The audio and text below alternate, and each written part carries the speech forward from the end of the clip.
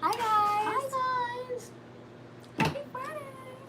Thanks for showing up. Long time no see. It has been a long time, right? Yeah, because we didn't go live last Friday. I know. So, Yeah, we were gonna go Tuesday, but what happened? I don't know. We were filming? I don't know. I don't remember. Girl, Hi, guys. we didn't film nothing. Girl, put some Okay, glass let me girl. see. I know, right? Busted YouTubers. This we know. This we know. This we've known from the beginning. And yet you guys are still here for us. Yes. Because you're here for play. Thank you, Aaliyah. I got the Morphe 3503 and I was obsessed with the green color in it, so I tried to like work with it today. Do something with it. Let's see. I see a new name. Is it the Real Sassy? Said hello, The Real everyone. Sassy Never heard that- one? I never heard that name. No, I'm hey. good Are with you names. new? Are you new? Who's new? Hands up. Hands up. I see Puddin' Tang said hi. I see Cheryl LG, evening ladies. Evening. Cheryl Gifford, right? It's That's my Friday. Facebook. It sure, It sure is. I know. TGIF. Let's see. I see Hi, Deirdre Karen. Bivens. And Thaisha D. Finnis? Are Yeah. you new? Daisha. I know that sounds familiar, right? I see Wisdom is Better. Dana N. Yeah. That's me. Cheryl said. Yeah. Cheryl Gifford. Buddha Tang, if you saw the vlog, I was going to the doctor, but then I forgot my insurance card, so I had to reschedule. So my appointment is this coming Tuesday. Actually, yeah, thank God. Right, So I won't take okay. any sub days. I'm like waiting to see when the next day will I pop. I forgot I have a know. doctor's appointment, so it's Tuesday. Okay. This coming Tuesday. I will be going for that. Hello, Tracy Watson. Said hello, it's MADCURLS. it's Daisha. I'm sorry. Daisha, We also okay. butcher names up here. We also butcher your name. So spell your name phonetically if you don't want your Welcome. name butchered. Oh, the real sassy one. She said she's been subscribed for a year, but it's her second time catching live. Oh, so you came out of the darkness and into the marvelous light. Welcome. Okay, awesome. To live. Okay, so she subscribed a month ago. Is it Daisha? Monica Burton, love you ladies. Hey, Monica. And there's the old familiar Angela Marcinkovich. We didn't think she'd make it to this point because she just missed so many, and we felt so bad last week because you said you paid your phone bill so we could go live, and we were horrible. Like, Yeah, we we were felt, you busted. could say, Mom, you paid her phone bill. I'm like, hey! I don't. You were busted. That's why we didn't go live last week. It was all LoriAnne. It was, because you guys, those that follow me on Facebook, knew I went to my class reunion, and I had to rest up for all that. So, I wasn't going live Friday because I had to party the night She away goes Saturday. to her elementary school class reunion every year. Like, they all really get together every year. Well, not every year, just the last Well, 2 years. Well, haven't they done it previous years? You just haven't gone? I think they probably did about 9 or 10 But years it's ago. elementary. Elementary. Like, how which interesting is that? Yeah, if they didn't do that, I wouldn't be going to any reunions because I didn't do my high school. I switched over in senior year to a whole nother high school. So I didn't have good experiences in high school. So I'm not bothered with that one.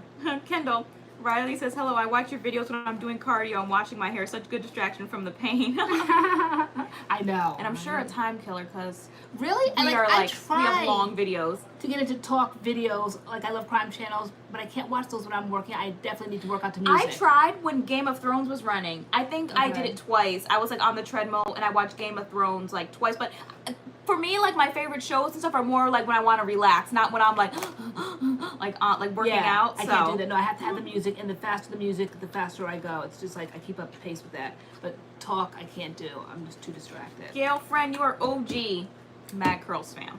Oh, She said she's been here since the very first live. Who's been here since the first live? The first The live. very first live. And who was here for my sickening wig? Because Tay tried to play me in a vlog this week and was making fun of my wig. I'm like, no, everybody loved my wig. No, they didn't. They did not love your wig. That's when y'all first discovered my personality, how much fun I could be, because I just slapped on that wig, just like no reason to rhyme that night. Who said you were fun, girl? Who said that? Girl, they love my wig. Girl, no, they did not. Mhm. It was. They Do you ladies still go to the club? We're trying. We fell off a bit. And we need to fall back on because the holidays are coming. Yeah. And I like to just be like, kind of like, before the holidays come, so that you have like some wiggle room to eat. But I'm a little bit less of a before the holidays come, so I got to really get a handle on that.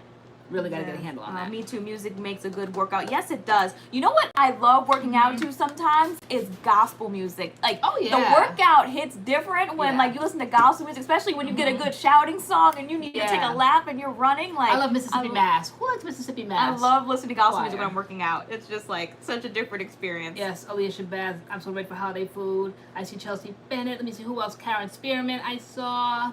Hey, girl. See who else? Lee Butler. Let me see who else. So a song. The Real Sassy. Yeah, that's like the joke because she really calls like the gym, the club. You guys are talking about the nightclub. I'm like a lot of people did like the club, and she's like, I was so. Cause what'd you say? Like, I was at the gym, I was sweating out at the club, and people were like, what? You were doing what? Y'all know LoriAnne's like ratchet, but then like you're like sweating out at the club, and she'd be like the gym. So now you guys know equals when I say gym. Club, it means the gym. I think because my era was like health club or something. I don't know. So why can't you say health club? Because I don't remember that. It's already stuck in my mind. It's already stuck in my mind. The club. Okay. The club. Dipping and doing it in the club. Hey Sarah, how are you feeling? She wasn't feeling well. Where are we at? Sarah Finch. Oh, I'm not that far behind. Great. I'm right down there at the bottom. I see Liana. Hey y'all. Okay, Curls 18. Jeanette Grigsby. Okay, so tonight is her third All Effects treatment in 2 weeks. I did 2 in the first week. I definitely see a difference. My hair looks so much healthier. I'm so glad because you just had gotten it, and then we gave our opinionated opinions, and then you're like, oh wow, I just spent money on it. So I'm so glad that just because it doesn't work for us. Yeah, you took yours back. I did. It's just not something we saw ourselves continuing to do, and definitely not me. Like that to me is like, it's like a salon treatment, like, and that would have been like pretty expensive. Monthly, and I'm like, that's not something and I didn't see jump on really market results, so therefore they said your hair's not damaged enough if you don't see like stunning results when you do it, and I didn't see stunning results, so back it went. Kay Pagan, hi Tay, your hair looks great, still using castor oil, thank you. I've only done the castor oil thing twice. This is actually day 4 wash and go. I did not do the castor oil before this wash and go. I don't really want to do it every week. Maybe my next wash and go, I'll do it again. Maybe every other wash and go, every 2 wash and goes. I don't want to overdo it. But what's in my hair tonight is actually Moisture Love. We were sent some Moisture Love products. I had heard of them, like I said in the vlog. But like, just we never got them, but they were sent, and I've been really enjoying them. So this is day 4 of Moisture Love, and we're definitely going to be reviewing that. We have like reviews coming up. We have Eco Slay. We have Pattern. I don't know how many times, how many lives have we been on where you keep hearing about that? Echo. How do we pronounce it? I'm gonna do it. We're gonna do it. We're doing it this week. Yes. We're definitely doing it this week. It's coming in the videos this week. Yes. All right. So wait. Somebody asked. Okay. Ali B said, "Is anyone's AC ever broke? Mine is broken, and I'm watching you guys in the dark. So what does the AC breaking have to do with the lighting? Did it like blow a switch? And where do you live? Because like now if my AC broke, I could care less. I know we're kind of cold. Yeah, it's called Moisture Love. The company for like you. Yeah. Instagram Moisture Love. Well, let me not put it that way. I could care a little bit less because I started tonight. I'm like, can you put that air on? Is Moisture Love only online? Honestly, I'm not sure. I believe so. I don't think you can like walk into a Target, CVS, Walmart. You're not gonna find it there. I believe it's only online unless it's at like little beauty supply stores and like random places, but definitely online. They smell like birthday cake. Every single product smelled amazing. I really like it. You know how I'm very particular about the birthday cake smell, and that was that busted company that you guys who shall not be named tonight. They almost tried to nail it, but they didn't quite. It smelled like birthday cake and flowers. Floral. Sometimes like birthday cake can go floral. Straight birthday cake, like no floral scent whatsoever. It's very mild. It's nice. It's pleasant. I love it. And so everybody can do birthday cake. Not everybody can, but I'm glad that like a whole nother line came out that's doing that. I'm trying to see if we can maybe like get like a MADCURLS code or something for them. I was like, people love codes. You guys do codes, so I'm waiting on that email before we do our video. But if you don't want to wait, like I think the products are great. The cream. I think my least favorite thing might have been the shampoo, but I would definitely use it again just like as a system. The shampoo, no, not the shampoo, the conditioner. The in-shower conditioner didn't really do much for me. Like I wasn't detangling my hair with it. My hair was already detangled. Even with my hair being detangled, I didn't feel like it had that much slip, so that was aight. But as far as like their serum and their twisting cream and their oil, those are a go. And their shampoo, those are definitely a go. What's the beep everybody saw? They heard a microwave beep? Yeah, Spencer's rice. Oh, okay. Everybody's looking to see. And I'll say to you guys, nothing for you guys, nothing for you. That's what I always say to doggy. Nothing for you, sir. Nothing for you. Oh no, Chelsea Bennett, how long have you been waiting? From where? Main Choice messed up her 60% off order and hasn't sent the correct product. 60%, that was a couple of weeks ago, right? Ashley lives in Georgia, so yeah, certain places. Yeah.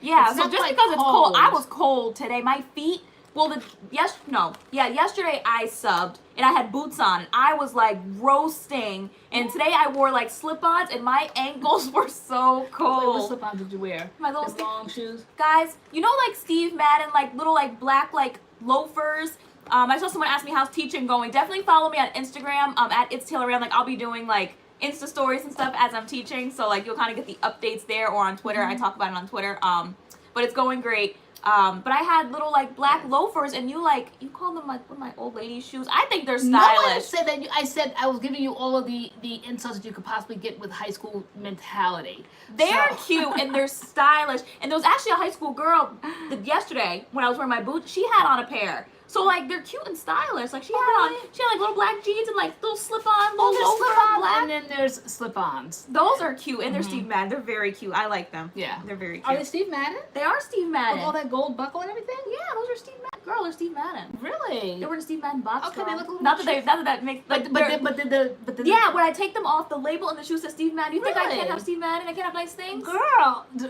guys, who knows the story where her last Steve Madden went by the wayside? Someone commented that they were watching an old live, Alana K, I believe, and she said she was just watching an old live and we were talking about how I got the giant teddy bear, and I'm like, that's just like OG like MADCURLS like story times. I was like checkers, the heels on the highway, you guys know. I saw stories. something the other day on Facebook that said about check on your friends that are raising teenagers or something like that, teenage girls. Like they're always like that one last word, that one last thing, and when we tell that story, it was just like that. If only you could take back that one last thing that I said. You know what? And that car got pulled over, that van on the side of the road, and it was just me and Taylor on I-95. I was whipping tail that night. Whipping tail. Guys, I got in trouble. You pulled the car over. Basically, you were gonna like. I was in trouble, and I jumped out the car and ran on the highway from you, and you were like driving next to me. Like, was busted. One of our better moments. Definitely. One of my better high school moments. But yeah, I was thinking about doing a teacher lookbook. Definitely. I told Spencer, because Spencer's like a working man, like he goes to work like every single day, Monday through Friday, doing IT. And I said, Spencer, I'm like, let's go shopping. Like I need to get some like professional clothes. Like you need to get some new button-ups, some new pants, some new shoes. I'm like, let's go shopping. I'm like, we can do like a his/her lookbook kind of thing for like professional, those people who are working, you know, business, attire, you know, whatever, teaching. I'm like, it could be fun. He's thinking about it. But I know I definitely want to do one for like teaching, because I love getting dressed in the morning. But he always gives in. Yeah. Yeah. Like you just went into his room before and you just snatched like his little cinnamon roll, whatever. It just helps yourself. He brings home the best like random snacks. So I went into his room and he had cinnamon cheesecake coffee cakes. And I was like, let me get some. So him and Adam took a whole bunch out and they left me 3 at the top. But okay, so that like, great big $5 would be problematic for me. Why? Because it's a sticker that means that it's on its way out in the grocery store. Girl, that's not what that means. What does it mean? I don't know. What's October 6th? Where are we at? Oh, okay. I don't know why they slapped that. Maybe just trying to like draw in the business. Yeah. I don't like that. That's the sticker that they put on like the chicken, the day after chicken that you can get, and they give you like 1 million wings, whereas the day before you can only get like 2 for like $5, and the next day you get like 100 for like $5. It makes me very nervous. Sybil Jeremy, so are you guys really gonna do a big chop? I don't know. I'm still contemplating it. Today I washed my hair and more than I would have liked came out, and to me it looks like that shedding of that medicine that I had for the MS thing. So I'm thinking, okay, though it looks kind of full, I just didn't like the way it just kind of like, it's like stringy, it's pulling out, and when I'm putting product in it, it's like wrapping around my fingers. It's definitely coming out, and so it's making me nervous. So I'm not going to be like go around with a head full of like thin hair, just holding on to length and strength and whatever. I'm definitely going to do it, but I have to give it time. This week, what did I have in my hair tonight? When I did that, I think I just rinsed out. I think I was marching around with looks good. does it? With the Sybil Jeremy wants to know who you're looking cute for. Did she? Girl, Girl, it's cute for? It's the fall. Don't. You look good, you feel good, you know? She thinks she knows something, but she don't.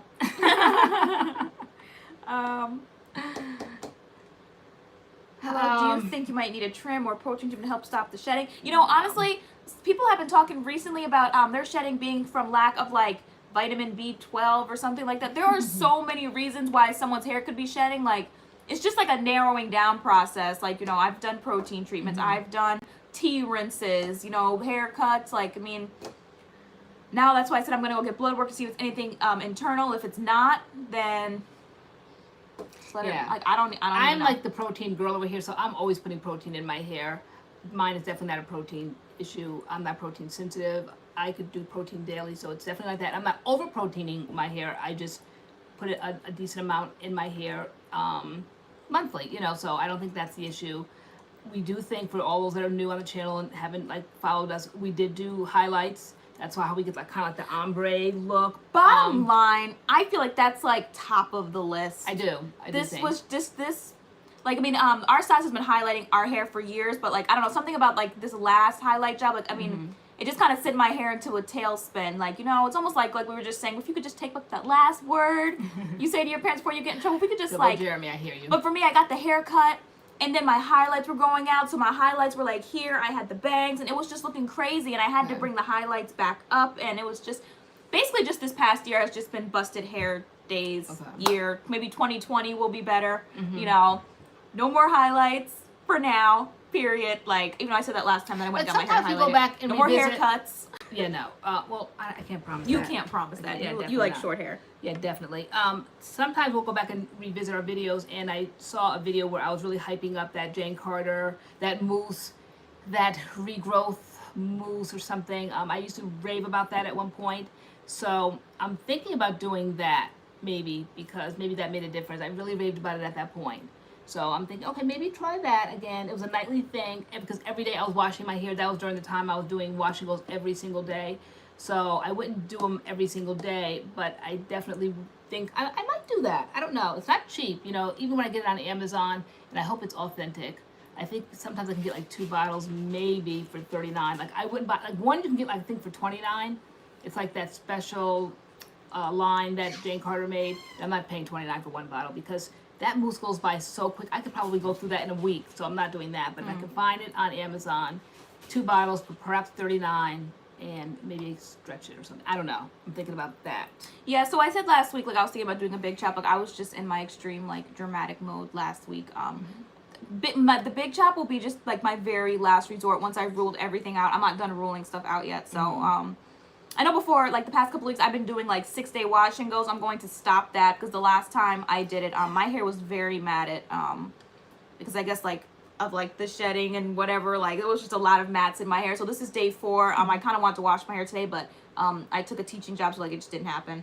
I know when I did my student teaching, I would go like the whole week. I would do my hair on a Sunday, and it would carry me like straight through Friday, because like in the morning, like ain't nobody got time to do your hair. Like I didn't want to do that early in the morning. So I didn't do my hair this morning, but I will be doing it tomorrow. No more like 6-day wash and goes, and I'll probably end up doing a protein treatment tomorrow too. I'll try that. My hair could probably use that. Sarah 15 said, I feel like people are pressuring everyone to big chop. Why is that? Everyone doesn't need a big chop. You think that? That's true. You think that everyone's pressuring? I'm thinking the opposite. Like, you guys would basically like slow your roll, like guys don't big chop. But sometimes you just have to, or at least I feel like I just have to out with the old and in with the new. It's kind of pushed on Instagram. Is it? Big chops? I feel like people are just kind of like breathing air. Like, you don't feel pressured to chop your hair if you don't want to chop your hair off. Like, or are they doing and it I've like always said, reviews or? I don't know. Like, new year, new hair. Like, I mean, the end of the year is coming. Like, you know, I mean, even people who have healthy hair are just chopping it off and just starting again. Like, I don't know. People do what they want with their hair, but don't feel pressured to cut your hair. I know there are a lot of people who are just cutting their hair off. So, I mean, I said it because I was in like drama mode last week because my hair is just falling out. But that would be my very last resort. Really? Will be for me to cut my hair and not move. I wouldn't mind like restarting again because it's just a different way it grows back. Now you can trim your hair, you can get haircuts at the salon, but it's just something about going all the way down with a big chop and it growing all the way back. It just grows back differently. Like, you can't mimic it. You can't get your hair cut like that. It's like nature. It's like you bring it down so low, and as it grows back, it's like your own personal haircut. I like the way it grows back after a big chop. And especially my mentality now, like I am not afraid to cut my hair. Back then, it was the worst thing in the world to me mentally. I just couldn't handle it, I thought. But you handle it. You know, you get through it. And the best advice that I was given, and I say it over and over on the channel. I watched Taryn Guy, and she said, just take that first step. Just go out in public. Like, I was like basically hiding my head, sticking my hair back like it was a ponytail, even though the ponytail was like this big. But it just looked like, to the naked eye, people head on, straight on with me, looked like I just had like my hair in a sleek ponytail, but it wasn't. My hair was like really super, super short. And I just could not wear it curly. And then finally, I just went out that one time. I watched that video, and she said, I'm telling you, get it through. It's not that bad. People are not looking at me, laughing, staring, you know, as if I care being in my 50s. But, you know, you do care. It's your hair. So once I did that, then I was just kind of like, it all kind of like started. It evolved from there. The love for my hair, the channel, all of that. And then I just wanted to share my knowledge of the emotional aspect of it, because it is tough. Yeah. Curly Guy said, Curly Guy? Hey, Curly Guy. He said his hair went through something very strange last year, but now it is back on top, back on the up and up. They say your hair goes through biological changes every 7 years. Yeah. I said that. You know, I don't know if it's that for me. It could be. I came into 2019. Like 2019 has just been like a weird year for me, like emotionally. Like I remember coming into January just kind of feeling like, I'm gonna be honest, like not pretty, not anything. Like I felt weird coming into 2019. And looking back on pictures, I was like, I don't know why. Like I felt that way. Like I looked fine, my hair looked fine, my weight was fine, like everything was fine. But I guess like just inside, I wasn't fine. And so like, you know, when you like kind of feel that way, you just start doing things. So, you know, I decided, you know, I'm going to cut my hair, and then I'm going to highlight, and then I'm going to do this. And like, I feel like I did this to myself. Like it was all so unnecessary. I probably didn't need to, you know, cut my hair into like the bang style and do all that, but I did that. And then because I did that, you know, typically I just let my highlights grow out, but because I had that haircut, the highlights were looking crazy. They were here. You know, you guys saw it. Like I had all this darkness and little tips. People said it looked like Rick James, or I had like beads on my hair because it was just like highlights here, all this darkness here. So I brought the highlights back up, and that sent my hair into a tailspin. And so hopefully 2020, I will get my life, get my whole life, and wrap it up and get it together, because, you know, 2019, I was just reaching, I feel like, the whole year. Even though we're only in September, like we're coming to the end of 2019, but it was just the year of the reach. I know. And 2020, I will get someplace and sit down and stop. Like the summer palettes and things. I mean, the Christmas palettes are coming out. They are, the holiday palettes for like stores and stuff. The Real Sassy said, me too. My first big chop was December 2017. I love it so. I big chopped it again September 27th. So literally, what's today's date? Today? You big chopped it? Sharon Bobbitt said Nature's Little Secret 2018. has free shipping this weekend. Get that Irish Moss styling cream if you have not gotten it. This is the weekend to do it. This is your weekend. Taylor, what highlighter do you have on? Who wants to know? Wants to know. This is the bomb, the Mary Luminizer. The Mary Lou, I know it's like. Oh, Mary Luminizer. The Mary Luminizer. I know. I'm like, we are bringing back things that like at one time were popular, and now we're like finding it in our stash and just making what was once old new again. I really wanted to, like, I took a nap when I said naps hit different after teaching. Like, I really didn't want to come home and like take a nap. I'm like, because there are teachers who teach, they come home and have to cook dinner for her family. I'm like, why do I come home and just die? Like, I was so tired. But when I woke up, I was like, I want to do a makeup look, like, so. And I really wanted to do like a green inner corner. Leslie, we were all going to not be bothered the entire year, and we have had our moments of being bothered. So you started off not bothered, as we all did. And then I started slipping, like, mid-January, I became very bothered about things. And you're starting off, now you're finishing off the year bothered. Okay. Jeanette Grigsby, I feel that. She said 2019 sucked. Maybe not that part. But she said it was good professionally, bad personally. I feel like professionally, like, as far as, like, working goes, like, you know, I started teaching again. Our channel reached 20K. We've like, I feel like our channel. That just happened. Girl, our channel's done great, though. I feel like it's done great this year. For, like, the year, it's done good. It has. And, you know, professionally, I feel like that's good. There's been some highs of 2019, but, like, personally, it's been, like, a little busted. You know? Yeah. I feel that. You know, I felt like it was a year of growth. I felt that I was in, like the other day, you were like, Mom, you don't need that. Mom, you don't need that. I'm like, do you mind letting me enjoy myself? I said last year this time, I was in the depths of despair. In Walmart. Can you let me spend my money the way I want to and enjoy my Halloween? Like from Halloween, they call it the Burr month, even though that must be something new. I never heard of that. The but Burr? anyway, like Burr, like September, October, November, Oh, I thought it was like December. Bert, like Gucci, like No, like BER. And so I don't know about September, but October, November, December, my 3 favorite months. in agony living, HELL, last year. Hated it, miserable, just tried to get through the holidays. But this year I'm so excited, so happy. Like, I really own my life in my space, and I did it. I feel like I made it through. And I couldn't be in a better place mentally, and I'm looking there. I'm going to decorate. Now, it's going to look like in that movie Vacation, like just going crazy decorating. So I'm happy. Yeah. You know? You bought like all this Halloween. I don't know where it's going. It's going to be like an explosion of like Halloween and like Thanksgiving colors and things. And there's candles and. Yeah. So like at first I was like, Mom, we don't need that money. And you're like, can I buy stuff? Like, I'm happy this year. I want to decorate. I'm like, do you? Yeah. Do you? Go ahead. Like, very happy. Do it. So that's what I'll be doing. Please don't monitor my Manny. Don't monitor your Manny. Manny. Yeah, I'm moisture training my hair. I keep slapping in protein like I'm high porosity. I need to be stopped. Okay. That's Airy. Flower Trust 06. I'm late, but I'm here. Okay, naturally, is it baby? Okay, hey girl. She said, I don't know how they do it. After teaching, I just want to sleep. Seriously. Christy Payne. My 8th period hey, today, I was like hey, Christy. falling asleep. And so you guys know I'm elementary, but I've actually been working in the high school this week. And I was like, I have to like reevaluate my whole life because I really like high school. I like that, like high school and middle school, like they understand that you can have conversations with them, like intelligent conversations. And I really, really enjoy that. So, you know, I love like little kids, but I've really been enjoying high school. So I can't wait to work more days there. And then of course I'm working at the high school that I graduated from in 2011. So a lot of the teachers are like doing double takes like, did I have you as a student, this and that? And I'm seeing a lot of comments about shedding, whether it's somebody's child or whether it's them personally. People have shed, people have big chopped. I say there's got to be something to this, and I'm wondering years now down the line when this whole natural movement could be over. I don't think it's a phase because it's our hair that's on our head, that grows out of our head, and we finally appreciate it. But I'm wondering if there's going to be some sort of like research done that we all like jumped out the window and started going natural, so to speak, but our hair was kind of like really never meant for that, at least the way me and you do it, like that wash and go, that constant wetting our hair daily. Okay, so I was going to say like, yeah, technically like your natural hair, like it could be natural with like no products. Right. Like that's I guess the way like it's meant to be. But I'm wondering though if people don't even do wash and goes, but they might do twist outs or braid outs, whatever. We're all putting these products, these big thick puddings, these butters, all that in our hair that our hair maybe was never really designed to do.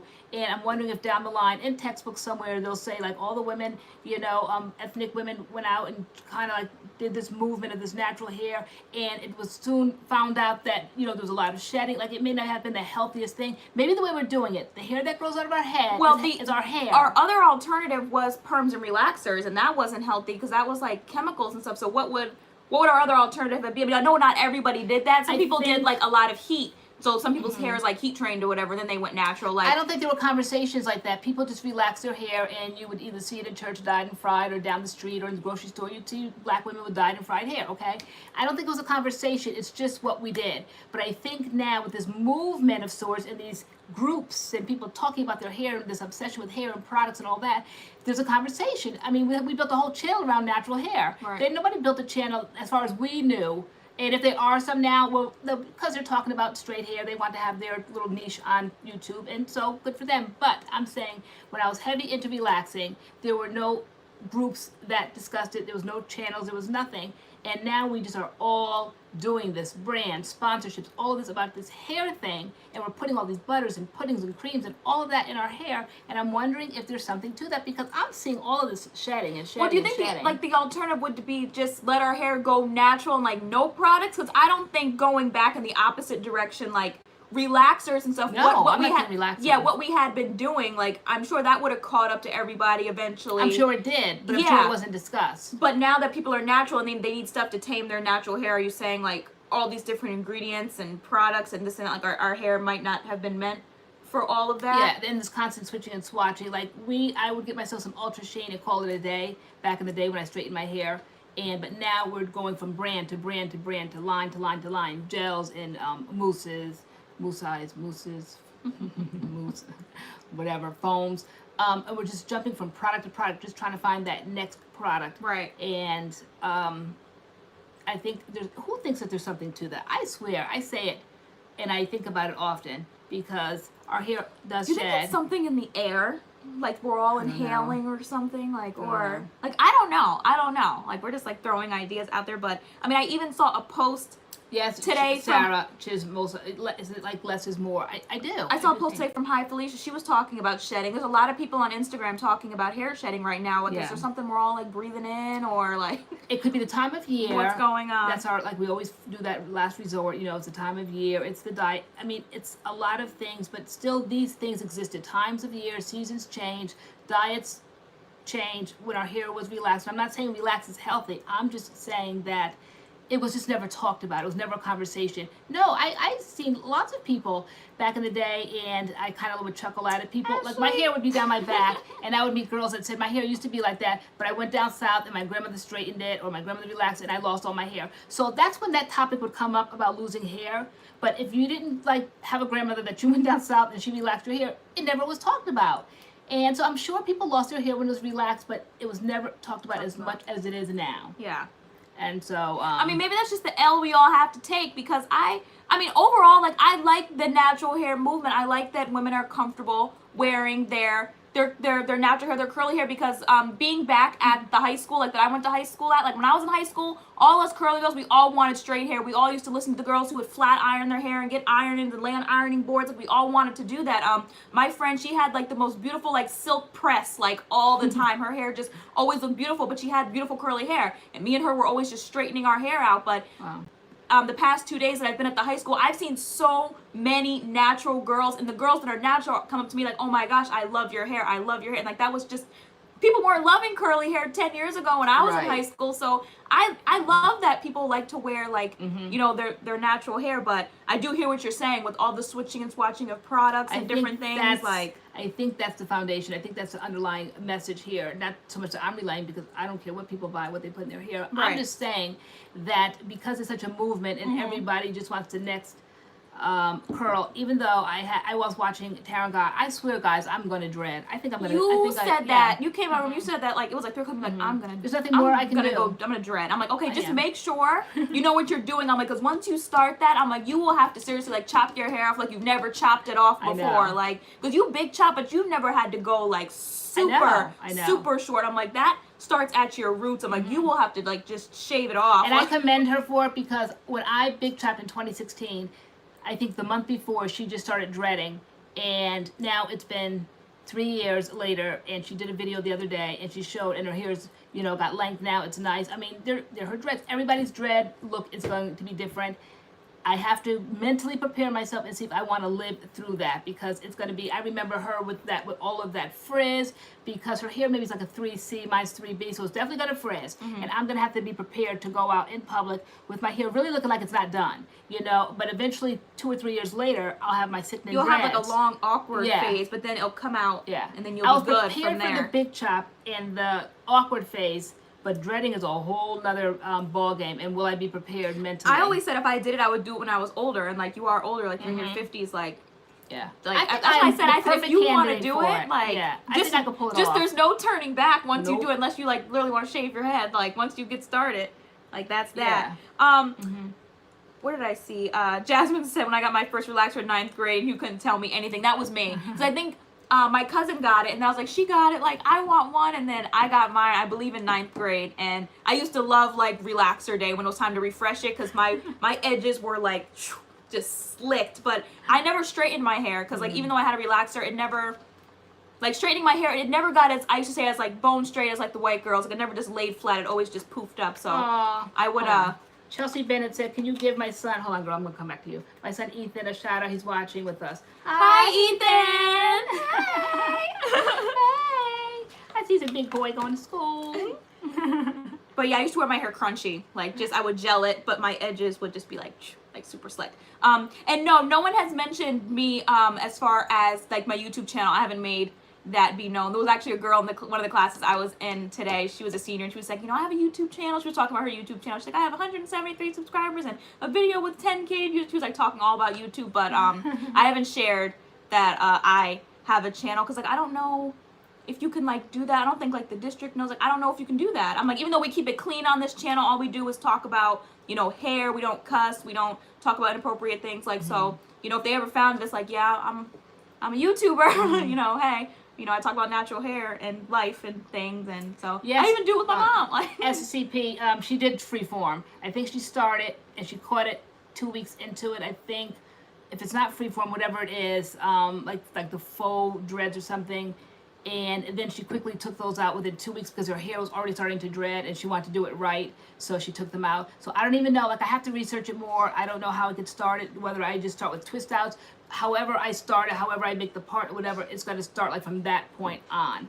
And I don't know how to do it. She said, all you simply have to do is wake up and don't do your hair. Like that's like tough for me, but you know I have a strong will, so I definitely will do it. I said you should get faux locks. Yeah. Just to see if you like the look first. No, I know I'm going to like it. Because I'm sickening and I can pull off anything. Even though I think faux locks are a little bit like neater than like actual like free form like dreads. I think it's like, I mean, if I were say if I ever did, I would want like just faux ones, and I feel like the parts are just neater and like because like it's like fake, it's like faux. Oh yeah, no, I don't want it. I want it to be authentic. I don't want it to be neat. I want it to be exactly how my head's supposed to be when it's dreaded. So I'm not going to do the faux ones, but I have to have the mindset, and I'm just about there. Just about there. So that's why I said, either y'all here for flavor or you're not, because there's not going to be a whole lot of washing goes once I start dreading my hair. I was like, Mom, they're really hashtagging here for flavor. I'm like, I love our channel so much. Like, so funny. You're like, I'm here for flavor. I'm here for flavor. Who's really here for flavor? Okay. Ashley is so funny. She said, where did she say it? She said it like up further in the chat. She was like, hold on, where did she say it? Let me quote her. She's like, all I know is my hair ain't shed like this when Obama was president. So funny. It's stress, girl, stress. Girl, I'm sickening and I can pull off. So Andrew said, a girl in school has long dreads. It's too much, plus they look heavy in her head. Okay, so that's her. they probably will look heavy. I mean, it's your hair growing out of your head, and it's going to grow, and it's not going to be like I like the look of dreads, though. I think dreads are very, very cool. Yeah. Are they? I know there's like a proper term. Is it dreads or is it locks or what's the actual like proper term? I know one isn't really like. They might be each individual one's like locks, but the whole process. I don't know enough about it. Are they called dreadlocks anymore? Or are they just called locks? Probably locks. I don't know. They're called locks. Okay, I think it's locks now. Yeah, depending on the person. Okay, that's going to be me soon. I hope.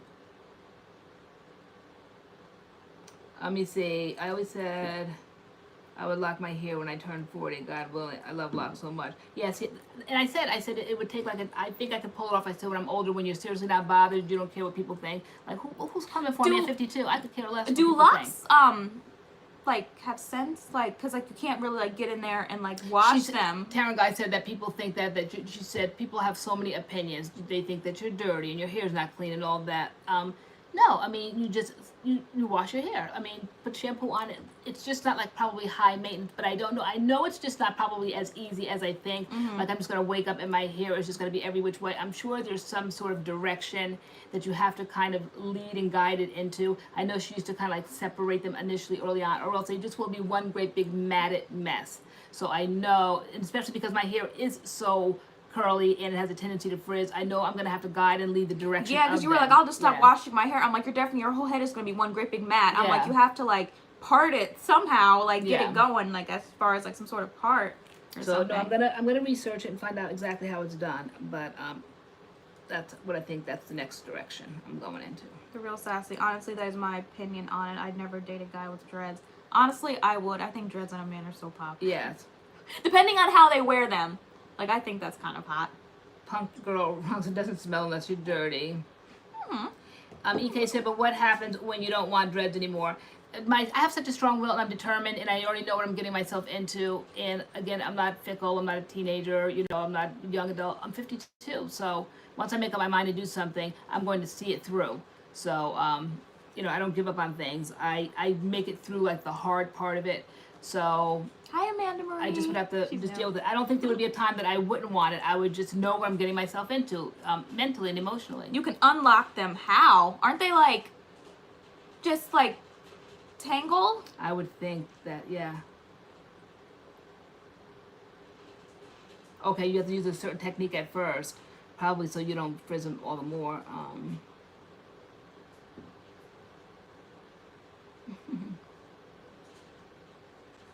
You go to a lock specialist. Yeah. No, there's definitely some Locks research can to be be unraveled. done. Okay. So sister locks. So you have to research because there's locks, there's dreads, there's sister locks. Like there's a ton of different names being thrown around here. Yeah. So you have to see. Yeah, some are like really super skinny. I mean, I just want my hair to lock the way it's supposed to lock by nature. So, Conditioner or comb and patience. Wow. Okay. mhm. You think you could rock the look? That's what we're saying. Like we don't really know the direction our channel is going because if you get dreads, I mean, we'll be able to do like some dread content, but like wash and goes will be like not like fading out, but like there's definitely gonna be like other content like we want to do. That's what we were like. So who's really here for Flav? Because I think you have to go with the flow of your channel, like the changes and stuff in life. I mean, this is a real life living channel. We say we're living our life in living color before the world, and so things happen. And so we are watching, you know, this shedding, all these wash and goes, our hair constantly wet, the weakening of it, and we're like, I am not going bald, you know, for YouTube content, you know. So I'm not saying that we're not going to do. We still have lots of products that we still have to review, but it's not like the way we did it like the first couple of years because it's a lot. And you guys said it was a lot. You said, how do you guys do it? We're like, oh, it's no big deal. No, we just do it. No, it turned out to be a huge deal. Huge. You better start prepping Wi-Fi, Adam. Right? I would think it would take a long time to unlock them. I never heard of people unlocking them. EK basically. I know we've reviewed like tons of products on this channel. Thank you, everyone that's encouraging. Everyone saying I would look sickening, girl. Yeah. Locks. Some say specifically sister locks. Living doll. I think for me, it's just like, you know, we have to do wash and goes. We have to give people wash and goes because like those are the videos that really like get the most views, and views equals money, and money equals a roof over our head because like YouTube is what does it. But now since we are like switching content, I'm glad like I'm, you know, subbing again. That's like extra money, so it's not as much like pressure because I'm not like, I don't want to go bald for YouTube, but I'm just like, Mom, we got to make this content because this content is money. I'm like, and money is bills and the roof over our head, and like we can't just be doing anything and not getting views. And because, so, you know, probably Jerisa, it would be, you know, I would just go with how it looks. You know, initially of course they'll be short because my hair is short now, and it would just like start from this process. How long would I let them go? How long my hair grows? Like I don't know how long they would grow out. Josephine, we're talking about locks. LoriAnne's thinking about my hair grows in density, not so much length. Yours grows in length. So I don't know, guys. We all will be on this journey together because I don't really know what I'm doing, but I will definitely know what I'm doing when I do it, and I'll just like take it day by day. I was saying our stream quality looks amazing tonight. That's cool. Really? We're nice and clear, not skipping. Oh, praise him. Wow. All right. Maybe all that humidity's gone. Are they? They're expensive to get? You mean faux locks? Because my head is already with hair on it. All you have to do is just let them dread, right? How would they be expensive? Maybe if you buy them like the faux locks, right, Tatiana? So Kim Gregory, here's the deal with patterns. So I got the collab through like an influencer site that I work with. So there's like a middleman, and I got on the collab, but the collab has been like delayed, so we don't have the product. So the collab was actually for me for Instagram, and then we were just gonna take the products and do like a YouTube review.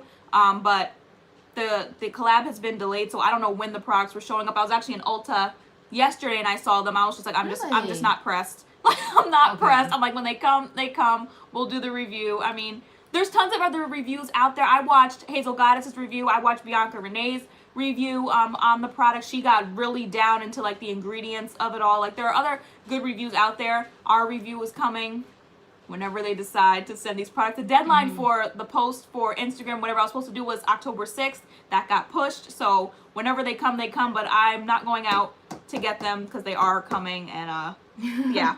So when they come, we'll review them. The maintenance is expensive. Deanna Gray said she unsubscribed from someone because she started Sister Locks and couldn't review new products. So yeah, that's the price that we pay. There might be some who unsubscribe, Deanna Gray, and there might be some people that will subscribe.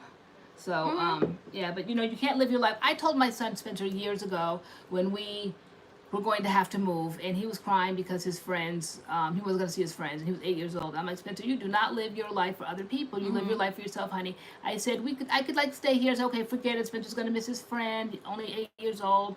But I said, in a few years, he might have to get up and move. I said, you just don't live your life for other people. You take the journey that is put before you, and you make your own decisions. I would not lock my hair because people would leave the channel. That's them. Because people watch us for different things, like us Yeah. changing our content that could lead to people unsubscribing, like you said. Because if they were just here for hair product Watching reviews, those, but right. then we could gain a new audience or whatever. Someone I just saw, they said they're here for because they love the chats and everything else. So everybody's here, for different reasons. We always get comments like, I'm type 4 hair and I can't really like relate, or I have wavy hair, I can't really relate to your guys' hair, but I love just watching you guys. So like in like the community of like the MADCURLS fam. So people are here for different reasons. Andrea Haynes said, love you guys so much.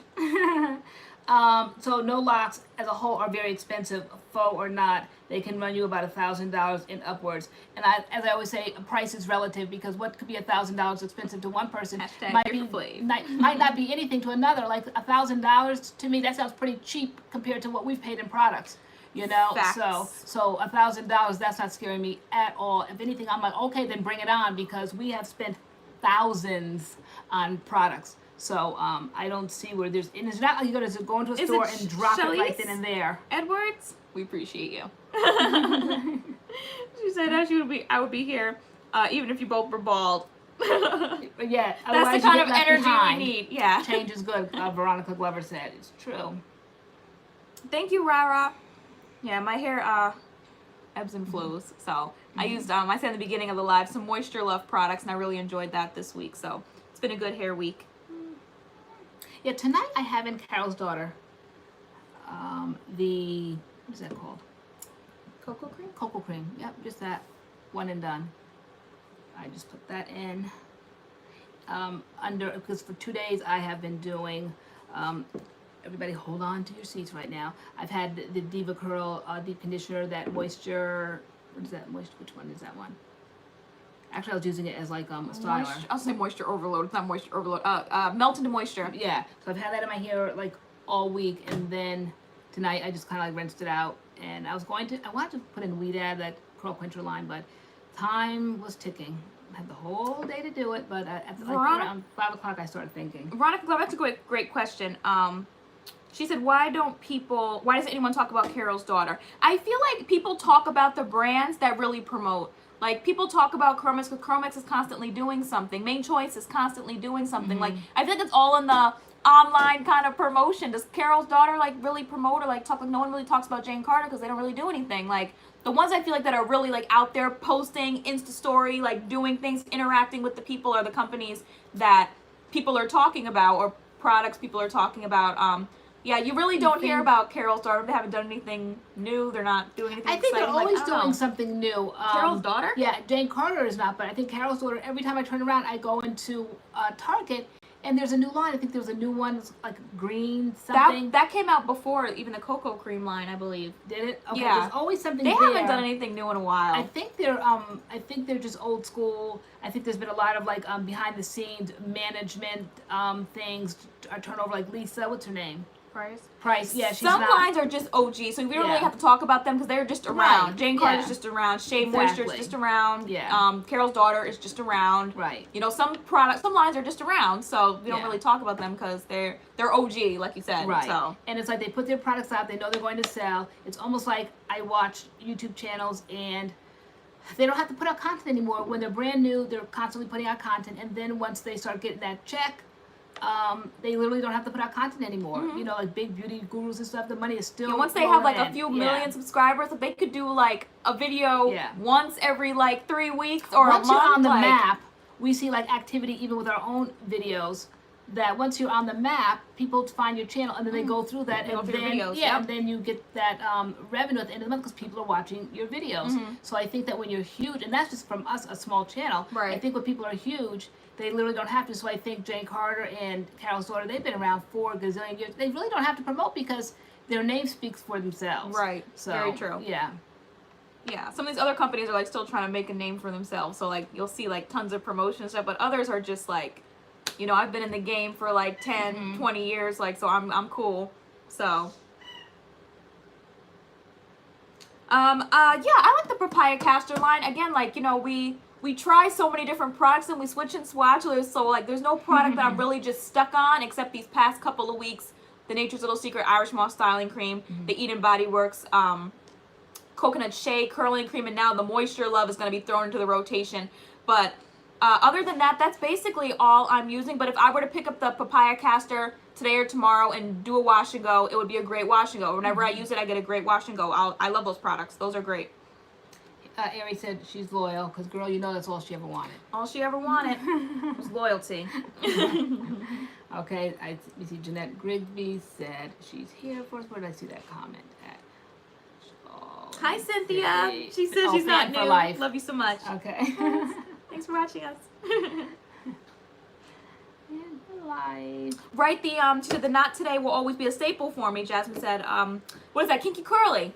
They're not bothered. Yeah. They had like a dead Instagram forever, like, but Wow. their products still sell. They're still on the shelf, Yeah. like, so not bothered. Yeah. Yep. So that's very true. Some companies are not bothered.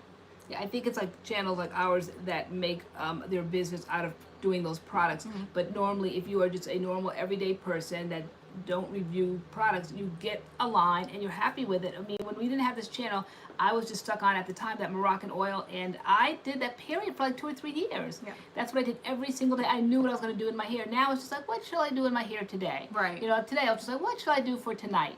You know, and so I was like, okay, Carol's daughter, because there's so many things to choose from. It's almost like too overwhelming. Right. But if you're just a person that doesn't review products, you just have what you have in your little stash, in your bathroom or your bedroom, wherever you do your hair, and that's it. Nobody has like this ridiculous abundance of products because you couldn't possibly use them all.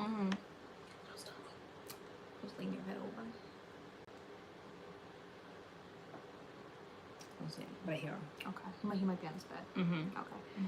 Angela said, "How's Sweet Doggy doing?" He's good. Aw, he's Yeah, good. because I've been teaching, like I leave like 7 o'clock in the morning, I leave really early. You watch Doggy like all day basically Yeah, until I you get did home all at like 2. the leg work because she's younger and she could do that, and Doggy is a handful. So you would like get up and she'd let me get my beauty rest, and then I'd stroll down around 10 or 11 or something. Yeah. But no, you fed him and all that. But no, now I have had to, you know, do what I have to do because You'll send me like doggy mail during the day, and Yeah. he's really good. Like he does stuff like for her, like, Yeah. like he doesn't do for me. Like she's like, you know, I get him, he gets someplace and he sits down, so Yeah. he's just like laying on her bed, just watching TV. I know my just dog. chilling. Okay, look me in the eye. I'm like, okay, I can't do this. I don't have the health for it or the strength. So you're gonna have to behave yourself today, okay? And so, and so he just like kind of like looks. I love when he turns his head. He like turns his Like head. he's really trying to like grasp what I'm saying. He's just And, so cute. yeah, and, it's like, cute. You'll send me like pictures, be like, here's what he's doing now. Here's what he's doing now, and he'll just be sitting, and he's a good boy for you. He really is. Yeah. I was reading him a storybook the other day, and you're like, "Are you reading him a story?" And I was reading him. Meanwhile, back at the ranch, and I love reading, and especially like to like little kids. And I found myself reading to Doggy the other day, and I always have. Everybody has a voice. There's always expression, and so it was Farmer Hicks, and so I gave him a Southern accent, and then it was his wife, and she had even better Southern accent, and he was just like so fascinated by it. And we left off at the part where she came into some money, and then there's like, meanwhile, back at the ranch, and then the farmer wasn't doing much else, and then Ellen's like living her best life, and the farmer is just like doing nothing. And so it was a cute book, and I got halfway through it, and they wanted to eat the book. And I'm like, this is not how we read story time. But then when I come home, he like jumps up and down and goes crazy. Yeah. I came home yesterday, and he just started running like crazy and like jumping on me, and he's like, oh my god, like I'm like, oh my goodness, oh my, he was just jumping up and down, his ears were flopping. I know. And so cute. Coco7766 says, I keep going to Sotanical's website and they're out of everything. Are they back up and running? Because I know that they were in the process of moving, or what were they doing? Expanding. Expanding. I I don't know. Yeah, it seems like it's customary sometimes to Sotanicals, and maybe even more so now, but I know that they kind of like get back and running Black Friday. Maybe they're just kind of like stocking it up and not trying to like lose that stock, because Black Friday is like in and out all day long. Like 1 minute's out of stock, next minute's in stock. 1 minute's out of stock, next minute it's in stock. So I don't know. I haven't been to their site in a while. But I know that they were moving. I think they sent out emails and they said to please patronize the stores that sell them, like Sally Beauty and I think Hitachi in Georgia sells them. And they said if you do, that you will get a 60% off Black Friday. better than like any deal you could possibly get if you patronize these stores while they're down. And then come Black Friday, I think they'll be up and running, and then you will be able to use 60% off coupon. Now, how you get that coupon, I'm not sure. I don't know if you have to mail in the receipt or something. I don't even think it's that difficult. I forget how it's done. I think I even got an email the other day that had that coupon in there that said 60% off for Black Friday. And I definitely haven't gone to another store yet. Take doggy out real quick. Okay, so I don't know how I got that. I'm no ambassador or influencer or anything for Botanicals, so I don't know if it's just I'm on some sort of a mailing list or something, because I bought things before from them. So if you guys have, just like check your emails, because they might just be giving them out just to be giving them out. But that's a pretty good deal, 60% off for Black Friday. They emailed it to you, Veronica Glover said, okay. Okay, you sent them the receipt, Aliyah Shabazz said, and they emailed you a code. I'm taking doggy to the bathroom, but Aw, see doggy. Look at doggy. Doggy, good boy. Doggy, Thanks. look at us. We have the same rust color tonight. Doggy, you gonna be a good boy? He's paying us no mind. Look at him. So cute. Like pet owners, like dog lovers, or like or just pet. I guess cat. I mean, like the longer you have him, the more of the personality. Like he's just so cute. I just love his personality. He's like part of the fam. He's so cute. Doggy Ann. Oh, there, say hi, doggy. Oh, that's right. Mo, is it Mo Knows Hair? Is it? She came out with a line. Anybody doing that? Yes, doggy is growing so fast, Josephine. Right, SCP, they probably end up giving everybody 6%, right? She's gonna be a Sally. Is that Mo Knows Hair? Hi, Andrea Twitty. Thank you. Yeah, he's cute. He's so cute. The real sassy. He's cute. How big is he supposed to get? They say between 30 and 40 pounds. So I'm not sure. Right now he's about 15 pounds. But we have seen other miniature golden doodles at the park, and they're a cute size. Like, I used to be opposed. What'd you say? Oh, does he like it? Yeah, the lighting outside, like we have like Broadway spotlights now have been fixed, so he's liking that. We've seen mini golden doodles that kind of come up to our waist, but they're cute. Like they have his face, but they're big, so cute. So we will love that when he's that size. And I think we'll ask the owner, and they'll say, oh, they're like 25 pounds or they're 30 pounds. So he's not going to be this small forever. He's definitely going to get some legs on him. He's part golden retriever. Yeah. So. I was reading the history last night. I came across it of these designer dogs, they're called. And it started, I read, from a couple that went to the doctor because the husband was allergic to the dog fur. And so they wanted to create an animal that didn't have that shedding fur. So they took a Labrador retriever and they took a poodle. And the man said he's so sorry he ever did. It was never meant to like catch on like it is. Like everybody mixing these breeds. There's even like a breed out there now, a pit bull and a poodle. I forget what they call it. It's so unique looking. But they said that breeds weren't meant to be mixed like this, and that the Labradoodles, they said, like have congenital like heart problems and these mixtures of breeds. So I'm thinking like, oh my gosh, like he's a mix. He's a golden retriever mixed with a poodle. And they said that when you mix these breeds and everyone thinks it's so cute, like these designer breeds, like they're problematic. They could have like health issues and yeah. stuff. Wow. Yeah. What do you guys think about it? Have you heard that? Thank you, Erica T. Yeah, for those talking about like my outfit and my makeup and stuff like that. I saw a few comments before. I used the new Morphe 3503, if anybody's into makeup. I love the Morphe palettes, especially their 35O palettes. For fall is like now is a great time to get them. It's like all like warm colors, red, oranges, browns, nice tan colors. I love those palettes, and they just came out with the 3503, which had all those colors like red, oranges, like deep colors, and then there's like 2 bright green colors in that palette, and that just drew me to the palette, which I think they did it on purpose for people like me. Like you just see the palette, it's just like, whoa, like yeah, why is there a green, like 2 greens like smack dab in the middle of that palette? And beautiful colors though. Like I got the palette finally yesterday. I like ran out at like 8 o'clock to the mall. I was like, I want that palette, I gotta get the palette, like I need to have it right now. And yeah, So a mall finally had it in stock, and I was like, I need to go. When I got there, it was literally the last one on the shelf, and I bought it, and I want to use it today. So I know. I'll like film this look because I had fun doing like the green inner corner. Curls 18 said it's hard to keep up with all these new hairlines. Good thing I'm no longer a product junkie. I'd be broke. Seriously, after our declutter, we've really slowed down. We get what we have to get. Not that we have to get anything, but that what we want to get. And we still, want to review things as long as, we're still having hair on our head. We're still going to review within reason. So like we said, we have those lines that we have to review. LoriAnne did. Did anyone get the Naked Honey palette? I did. Oh my gosh, I love it. I got a little bit of it on tonight. Guys, it's like such my colors. I love it. I love the Heat palette so much, and then when Naked Honey came out, I love it. I think all the more. I really do. I keep going to use it, but like it's like I don't know, like what I want to use it with, or like what I want to wear. So it's like I wanted to do it the other day, but I needed more like cool tones, and it was a lot of warm tones in that palette. Yeah, so I was like, definitely warm tones. But I'm definitely gonna get my hands on it and grab it and use it. I love it. Who has the Naked Honey? I love Urban Decay eyeshadows. Period. They're so good. Frisco's Finest said, hi everyone, so glad I can watch live this week. So glad you're here. Somebody said they didn't know we were going to do live tonight. Guys, we really do live pretty much every week. Every now, like we say, in a blue moon, like something extraordinary. Like one time I think we missed because I had a really bad migraine. And I could do a whole lot of things. I said I would rather have a baby and be in childbirth than to have a migraine. I just don't do well with migraines. Really, seriously, I know. I'm such a drama queen. But, so we missed maybe that time. Last week, when we first got on tonight, we said we missed because I had my class reunion. What's it? Class reunion? Class reunion? Yeah, class reunion Saturday, and I didn't want to be up all hours of the day and night, Friday night, because I knew I kind of like would be up Saturday. So I said like, no, let me not do this.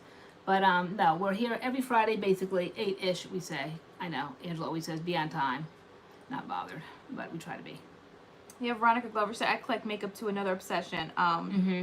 Yeah, we love makeup. Yeah, definitely we love makeup too. I'm drinking iced tea. This is the Gold Peak sweet tea. Girlfriend, what's GMOs? She said I don't believe in crossbreeding animals as much as I don't like GMOs. What's that? Angela Marcin said, hey, did you watch Beauty and the Beast on TNT? No, because I'm too busy watching it on Amazon. I put it on every night. I have like rotation. I have to fall asleep to noise, and typically it's a movie. It's either Beauty and the Beast live action, Trolls, or Staying Alive. Sometimes Pride and Prejudice. It depends, but those are like the movies in rotation. Leslie LeBron, I don't know. You're the residential modified organ. the resident dog knowledge person here on our channel. I don't know. I'm not saying. And I don't think the article was saying that they've never been mixed, because just think of dogs that just like I always say dog, you like a little junkyard dog. Dogs that just kind of like roam the streets and all that, and and they mate. So I'm sure there have been breeds, but I think that they're purposely going out getting these so-called designer breeds. I mean, you can't deny the fact that he's as cute as he can be. Okay, so a golden retriever, what a beautiful temperament of a dog. A golden retriever is a beautiful dog, and then to take a poodle and to mix that, like a golden retriever and a poodle, like a golden doodle, isn't that like just the cutest thing? And he is the cutest. Then the Labrador retriever is a fabulous looking dog, and then mixed with a poodle. So they're like a Labradoodle. So it's like all these like doodles, but they said that they weren't meant to be mixed like this. But however, it's taken off and people are doing it, and they're just saying be very careful because certain breeds were not meant to be mixed, because maybe certain illnesses are exclusive to a certain breed, and when you're mixing them, they're just not meshing properly. I don't know, but so far so good with Doggy. Sharon Bobbitt said, I love your lipstick. What color is it? Is it by MAC? Whose lipstick? Both of ours? One of ours? I can say mine. Mine's partially MAC. It's MAC lip liner in cork. And then I put on, the NYX soft matte lip cream in Abu Dhabi.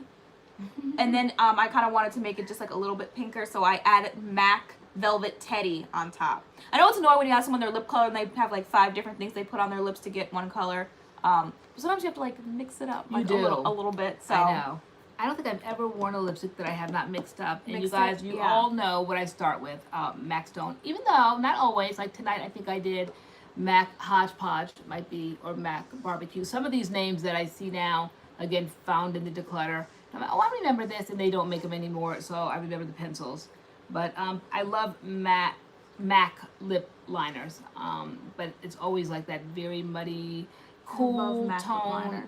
Oh, you know what? I didn't use a MAC lip liner. It was a NYX lip liner. It was Downtown Brown. Yeah. Oh, where you find that's mine. No, it's not. Oh my gosh, I bought it a is. Downtown Brown. There's like 100 of them floating around the house, and probably 99 of them are yours, but one of them is mine. Okay, no, definitely. I bought one. So then you know I own it because whenever I buy something, I buy like repeats of it. Yeah, no, I had a Downtown Brown. Yeah, it's like the warm brown. Girl, because she was wearing a beautiful, fabulous lipstick the other day, and I'm like, oh my gosh. Now, when Taylor wears a lipstick and I wear one, entirely two different looks because she has a different complexion than me, and her lips already are tinted, so my lips are like pink and everything just doesn't look the same. You make every lipstick look fabulous, and what you put on does not look the same on me. So she got my 107 Makeup Forever, and the one I wear every week is the 106. That kind of like yellowish one where I have it here. I don't know because like all your makeup is in my room on the makeup table, so I feel like with teaching, like I need like some more like mature colors and something about just like you have really good lipstick. So I just kind of was digging through. Yeah, that's the one I wear week after week after week, and then it always switches up. The Makeup Forever liquid lipsticks though do not budge. I put them on at 6 o'clock in the morning, and like then why do I put them on 24/7? That's why I said you apply liquid lipstick like lipstick. And I'm like, I don't know why, especially the Makeup Forever one, because I will put it on 7 o'clock in the morning, eat lunch, drink coffee, and it does not budge. And when I take it off at like 3 o'clock in the afternoon, that's when I just take it off, but it doesn't budge. It has a great staying power. And I'm like, why do you apply it every 5 minutes? I don't understand. Oh. Hi, Xavier. Look at Xavier here. The star. Hi, Xavier. We were all talking about our 2019 hardships before, how it's just been a rough year for a lot of us, but we're glad you're here. We are. What color? What color is that? That color. Okay, this is it's just by the numbers, so it's 106. What's the one I've been wearing? 107. 107. It's like a cool tone, like pink nude. Mauve. Yeah, it's very nice because I've been doing kind of like cool tones on my eyes, and all my lipsticks are basically warm because I'm just a warm person. You love cool colors, right? And that one I can't turn to warm, whereas this one I can. It's called Sand. It's a liquid lip. So light. Yeah, it's so super light. These are the Makeup Forever Artist Liquid Matte. It looks so like yellowy. Check these out. No, you can't check them out anymore because I think they're discontinuing them. Wait, the whole Artist Liquid Matte? I think so. That's a shame. On Sephora.com, I think you can still get them, but in the store where I used to be able to walk into Sephora and get them, not anymore. They've combined, like they have it two-sided. One side like a gloss, one side is something else. It's a whole like another way that they're doing it, and I'm so disappointed. See, this is why I always stock up when I like something. But if you can't get those, definitely check out the Sephora lip creams. Oh, They're liquid lipsticks. They have I think like 90 something colors. Those have amazing staying power too. This is like one of my favorites right here. So those don't budge as well, and those are like they're very comfortable to wear. Yeah, this is like cedar wood, I think it's called, and there's another one called desert storm or something. I don't know, but anyway, I love the Sephora ones. And definitely no, the NYX, when I went to the NYX store in New York City, I never knew that there was a NYX store. Oh my gosh, they have lip liners and eyeliners, colors that you can't even like imagine, and it's wall to wall, just everything in the NYX store in New York City.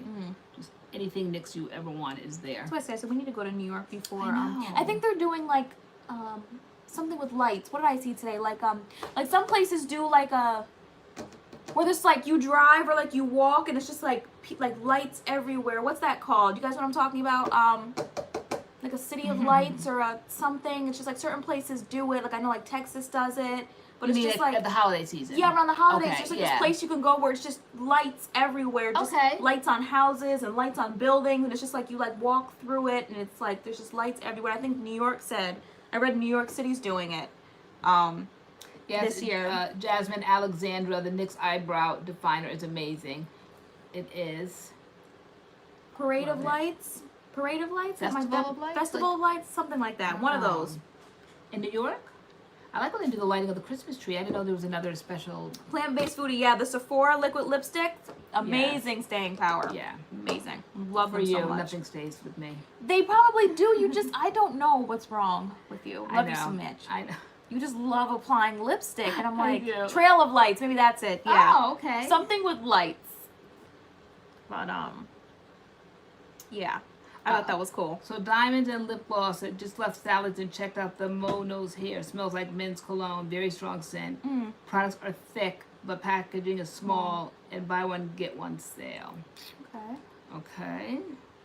I know when Pattern Beauty dropped, people were like, you know, we don't need another hairline, we don't need this, we don't need that, and I was like, that's not even a statement like people like could make, like as far like probably to like the end of the world is gonna be new stuff coming out. Like there's always gonna be new hairlines, there's always gonna be new makeup, always gonna be new furniture, new cars, new anything. Like just because okay, we made this car, okay, we don't need any more cars. like you know, okay, this person made a couch, we don't need anybody else to make a couch. Right. Like I mean, I know Apple hasn't gotten the memo. They're right? constantly, as soon as you get a new phone, a brand new one comes out. Apple 11, I think we're up to now. And then they do the A, B, C, D, Apple S, Apple, I mean, every yeah, the like iPhone 11, iPhone 11X, iPhone 11XS, like, yeah. Is the J-Way in the room tonight? I don't know. Hi, Alana K. Said, hey, ladies. Wisdom is better. Would you two do a hairline if the opportunity came up? I was watching one of our vlogs the other day, and you were like, no, never say never or something, like, because you never know. So we'll never say, like, no, like, never, like, I don't know. I mean, at this point right now, do I see us making a hairline? Probably not. It's almost like the beauty community, for those that follow the beauty community, they'll put out a palette, and people that support them will go out and buy it. But does it stay forever on the shelf? Say, like a Chanel or a Lancome or whatever other line, Bobbi Brown. You know, it's fun. It's something to do. It's like, we're all on YouTube and people have channels and they want to support their favorite YouTubers. So if we put out something, I'm sure it would sell because it's like, oh my gosh, MADCURLS put out the product. But would it be here like 20 years from now? Probably not. It's like a faddish thing. Like, you know, we did it. Somebody supported us. Right. You know, raised the money. We put out a little line, little shampoo, little conditioner, little co-wash. You know, little styler. And it's like, oh my God, MADCURLS did something because you guys were like, you guys should do. You guys are always pushing us to do better, to do more. And so I'm sure it would sell, but I think temporarily. I don't think it's something that we're going to be on the Target shelves. Yeah. Like, yeah. I mean, I don't see like creating a product as something I would like, I feel in like my heart and soul that like I want to do, like I would put my heart and soul in that, like this is what I want to do, this is what I want to create for the community and blah blah blah. Like some people like they'll create lines like I created this because of like X, Y, and Z. Like I don't really have an X, Y, and Z right now to create like a hairline. Like that's not something, you know. No, Kim Greg, I don't see us doing it. Are you guys getting the iPhone 11? You know, we're barely paying off the iPhone 10. Barely can afford this. We just got the 10 in January. I was shook at that our phone bill when we first like started paying. Like, okay, I'm like, you know, it's like, you know, whatever. And I was like, wait, that's for 1 month? I'm like, really? Like, that's my wow. I was like, okay, busted phones. Right, I know, because they put a great big price tag on it, and you got to work that down. They make it sound so good. Yeah, they do. Like, and then the plans and the on and off switch. Yeah. So you got to buy the phone. You got to buy the service. You got to buy the activating service. The this, that. Like, I mean, I was like, well, okay then. I hope I'm not, Jerisa, speaking it into existence. She said, LoriAnne, are you speaking it into existence? Is that our hairline? No, I don't think so. That's not just like where my heart is. That's not where my passion is creating hairline because we review products, there's just so many, and you just see the standard people putting them out, you know, shampoo. I mean, there's just so many shampoos, there's just so many co-washes, there's so many conditioners. And in fact, when I was watching Taryn Guy the other night, actually she was on that, let's get to that in a minute, that little girl that was picked on for H&M, we're going to get to that in a minute. But she was saying, in all honesty, if your hair curls already, and a lot of ours already does, she said you can put soy sauce and water in your hair and it will curl. And it's simply the fact of it. I used to say it a lot, and you're like, "Ma, don't keep saying that, you know, because the brands don't really want to hear it." And she said that brands really came after her when she said it, because it's so true. It really is true, okay? And so, if your hair already curls, no matter what you put in it, even if like the time we did the no product wash and go, and you guys did not see what we saw, you know, the fact of the matter is that our hair curled. Now, maybe it had a little bit of frizz or whatever because it didn't necessarily have that hold, but it definitely curled. So she said all these puddings and all this stuff. Like, if your hair curls already, you really need it. And I think there's some lines, like I think it was Curls in a Bottle from Curl Junkie, and you guys know I love Curl Junkie, so I'm not bashing them. But it was kind of like deceptive in that title because people felt like, oh my gosh, if my hair is not curly, I'm going to get curls in a bottle, and all of a sudden magically you're going to get curls on your head. And you don't. And we've all found like that names out. like Curl Maker. Yeah. Stuff like that. Yeah. It's not making curls. You have to have them already, and maybe they might hold them a little bit more, but they're not creating them. So I don't think there's really anything out there that I would really be interested in putting our name to. that it's the same old dried up stuff I always say, same old shampoo, same old conditioner, maybe just a different scent, different feel to it. I mean, it is what it is. I mean, you guys would not know tonight if I told you if I had CURLMIX in my hair or I said I done dug up Carol's daughter. Y'all would not know the difference, you know, because my hair curls, period. That's just really the bottom line. I mean, some products make the curl look like a little bit different. A little yeah. different. Yeah, there are some things that definitely stand out a little bit But more. our hair definitely needs product because, like, we did that no product. Well, maybe yours didn't. By mine, day 2, it was looking busted. That the video we did, the no product wash and go, that was busted. Yeah, so I definitely need some product. Yeah. Yeah. But yeah, let's talk about. Did you guys see the H&M drama that kicked off? They did a campaign where they had like a whole bunch of little kids, like you know, obviously like in their clothing or whatever. And I guess the look was like just got out of school look. So all the kids had like messy buns, and there was a girl in there who had type 4 hair, and like. Before we figured out like the backstory of what the campaign was, that picture was just like front and center all over social media. They were like, what, like H&M basically is at it again. What did they do? Like, why isn't this girl's hair done? And then like the backstory was, it was how kids' hair look after school. Yeah. They were to leave their schools and go right over to the photo shoot, and everyone's messy bun looked different. So a child with type 2 hair, wavy, her messy bun would look different than a type 4 after school. Right. But the worst part about it was they took the focus off of H&M, because H&M is going to promote things to get anything to get talk, and that's how you just promote, okay? Because they knew that the natural hair community would be outraged. But what was the worst part about it all were black women coming for this little girl, saying, why did her mother let her do that? Why she go out looking like that? Because that's a type 4 after school hair. We've all been young and we've all had our hair standing on top of our heads. Who was there like a couple of weeks ago for the first day of school pictures where the little kids were going to school, you know, cute little nice slick down, you know, edges and everything, and at the end of the day it was hysterical how the kids would come out of school the first day of school. So that is what a type 4 hair looks like after school, and people were coming for the mother, and not so much like it was pretty cringe, because I'm like, we're on this movement, you know, for everyone to love their hair, and that's her hair. That's the way it looks. And I'm like, and people are on here like, what's wrong with her hair? What's this? I'm like, that is her hair. All those girls had messy buns. That is her hair texture. That is what her messy bun like looked like. That's what, like, I mean, and it was just like grown women like just dragging this little girl was ridiculous. Like, I'm like, what about, you know, we're supposed to love ourselves and black queens and black girl magic. I'm like, where is the black girl magic right now? Like, she's on an H&M campaign with her messy bun along with the rest of these girls with their messy buns. And I'm like, and you guys are like dragging her for the filth, a child. Yeah. It's just like, why isn't her messy bun just as beautiful as the rest of the girls' messy buns? Isn't that what we're pushing and promoting? That we're all supposed to love our texture no matter if it's wavy or if it's like super kinky. So I'm just like, what's going on here? So Jasmine said it made sense once they explained, but they should have led with the explanation. And perhaps, but you have to take into consideration the age. That was a child, like no more than, 8 or 9 years old.